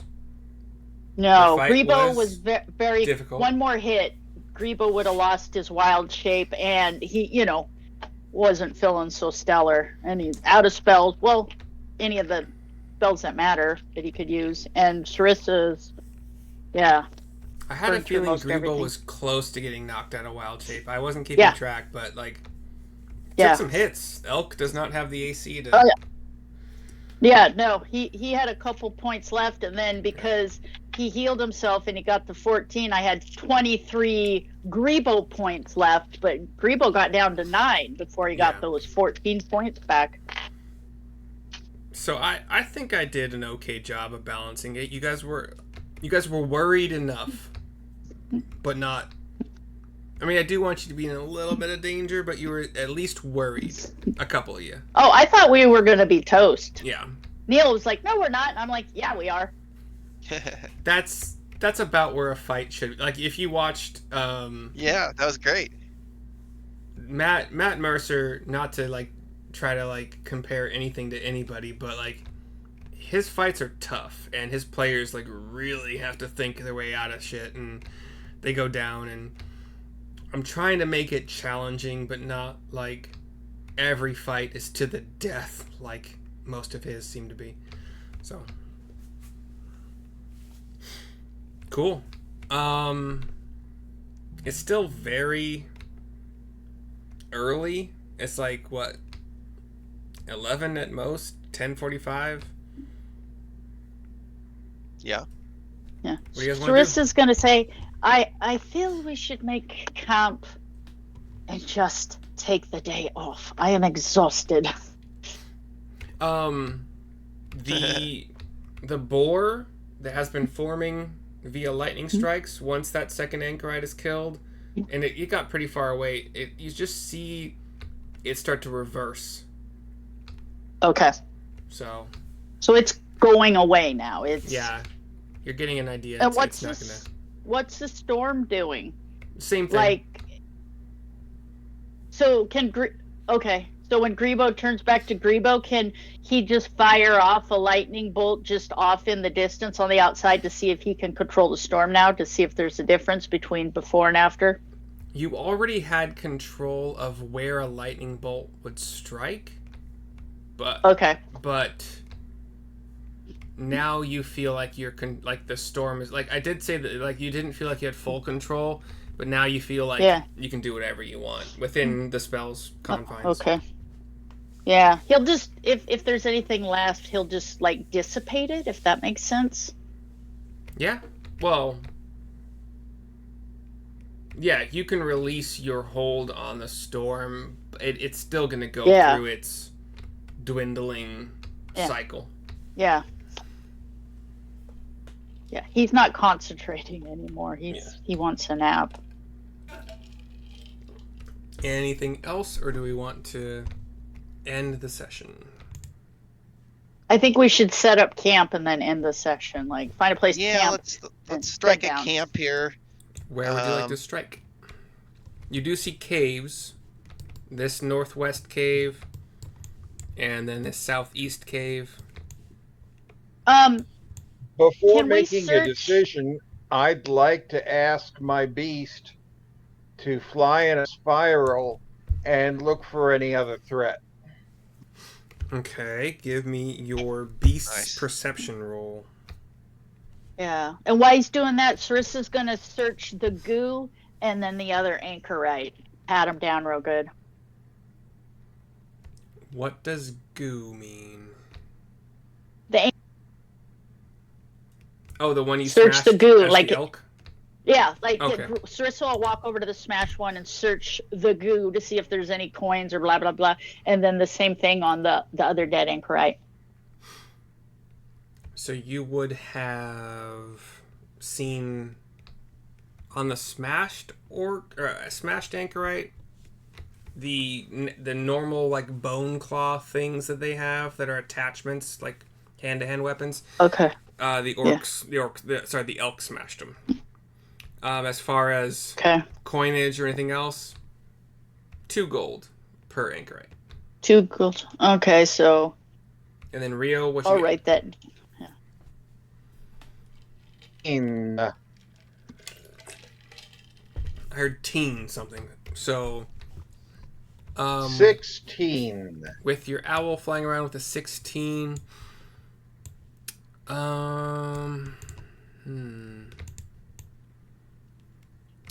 owl spots some woodland creatures starting to kind of like peek out again because it's quiet again, with that keen bird of prey sight and hearing, but nothing that you guys were, nothing that he reports, nothing back to you that you would consider to be a threat. Not that you can. Man, they really don't. I don't think you can. I don't think you can talk to. Like, you can talk to it, but it can't talk to you. The second orc didn't have anything on him. But you could have given both. Sorry, both orcs had. I'm just gonna round it up to 2 gold each. Is what I said. So yeah, make sure I'm writing it down can't right. talk to you, but it can follow your verbal commands. Like, you can say, raise your right wing if there's danger, raise your left wing if there's not. So via whatever you choose to do with that, then you get the idea. There's no danger. Is not doing the hokey pokey. It is not doing the hokey pokey. So I presume that there isn't anything dangerous that it sees. He's not putting his left wing in or left wing out. are shaking all about. So where do you guys want to set up camp? Right in the middle, of course. Right in the place. middle of the circle. Yeah, nothing bad's gonna happen there. So, so do we want to set up in the middle? Well, I guess if we're up on the hill, we could theoretically climb the stones and get a very good, we'll take the high ground. It'd be perfect. Right. So we could do that, or we could, set camp in the woods. Whatever you guys want. Ask Rio what he thinks too.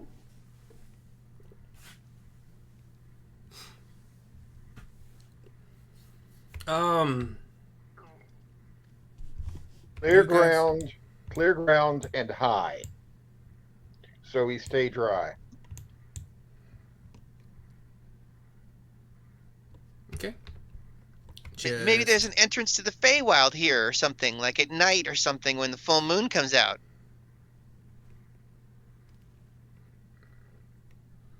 Perhaps, Neil. Yes, I suppose we could always. Well, what we could do is we could set our camp up down in the woods where we're a little better covered, but we can come up here and do our surveying up here. We could. Well, I could play the flute, and you guys could dance in the moonlight up here. We could do that. That's excellent. So I think we should set up camp down in the woods, but we can start a fire up here and cook our dinner up here, and we can dance in the moonlight like Neil wants. But when we go to bed, I think we should be down out of sight, not smack dab in the middle of a large hill. Okay, yeah, let's do what Syrissa says. She's smart.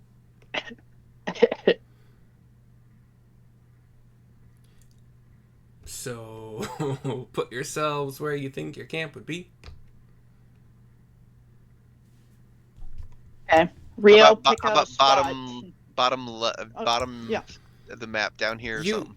Yeah, and you can also assume that beyond this map is more densely wooded, kind of like how it is in the southeast portion of the map. You can assume it's about this densely wooded outside of this map area. Like, as you got closer to the hill, the trees became less dense, but all around it more dense. So we can go off. We can go off the map. Is what you're saying? Yeah, you can go off map and just assume more dense. Okay. Yeah, come down here then. Come off the map, guys. Go down a little bit. I see Rio. Oh, that's snaring strike. So you got like a couple minutes left on Greebo at this point. You want Greebo to do anything in those 2 minutes? If people want, Greebo will just, with the time he has left, try to smooth out some of the difficult terrain. Where he jacked it up, in the woods where the trees are, he'll try to kind of smooth that out a little bit so it doesn't continually mess with the copse of trees. As Greebo or as elk? As Greebo. Okay, so you shrank back down. He morphed back into Greebo. He's exhausted. I think I remember that. I just don't. Yeah. Yeah. Okay. So where Neil is right now is where camp is? South of the hill? Yeah. Okay. Come off the map a little bit even. Yeah. So Greebo's going to spend time with like that whole, was it Shape Earth? Their cantrip, Shape Earth? It? Yeah. It's like Move Earth or something like that. Yeah. Hold on. So if Greebo wants to cantrip... Mold Earth. Mold Earth, okay. Then, over time, no problem. Before Greebo winks out, these are gone. If that's how Greebo would like to spend his time. Yeah. Okay. He gets busy trying to fix up the trees, and stuff, and then will just disappear. I never did roll anything for the trees being uprooted by those erupting earths. I haven't run into that before, so I probably should have. But... Anyway. Cool. So Greebo is gone. That's how he chose to spend his time. We're nearing the end of our session. That's real. Yeah. I saw Rio, and then he disappeared. I think his token Oh. is off to the east. Oh, that's the Ensnaring Strike token, I think. Oh. But like his token was down here, and now all of a sudden it's back to the northwest. I don't know what happened. Oh. Oh, there he is. It's all good. So you guys are in camp. It's like 10:50 at the latest a.m. So we'll see what happens tomorrow. Next time on the next episode of next time. Yeah. Stupid. Yes, and we can explore those caves later, hopefully. Yeah. But Okay. yeah. Yeah. Awesome. Perfect. It has been a good time, y'all. As an FYI, Yeah. next Sunday I've got a caucus meeting that starts at 3:30. So may I beg your indulgence in allowing me to be absent at 3:30? So you still want to play, but like you're gonna leave a little bit early, or a decent amount early? Yes. Okay. I mean, if you yeah, only wanna play half a game. 3:30 Pacific, 5:30 Central. If that's cool with you, if you still want to play, other than like rescheduling, that's fine. Yeah, we could do that, and I don't know, maybe if we have to do some role playing. We'll figure it out. Yeah. Yeah. Cool. Thank you all very much. I see you guys. appreciate that. I'll see you guys next week. Cool. Looking forward to it. So hold on before we leave. John, Shannon, and Justin, can you guys play earlier? Absolutely. Justin, is that a no? Okay. That's a no, yeah. Okay. Then 3:00 it is, and we'll have a short day for John, but the rest of us can continue. Yeah, we Or can we make just have we'll a make it short. work. Just have a short game overall. It's fine. We could just have a short. Yeah. We'll see how it plays out. 3 o'clock, not 3 o'clock, 3:30. Yeah, I was giving Central Time. Sorry. All right, 5:30 Central then. Yeah. All right. So we'll see you guys next week. That's when I'll have to leave. Sounds good. Later, everybody. Yep. Thank you.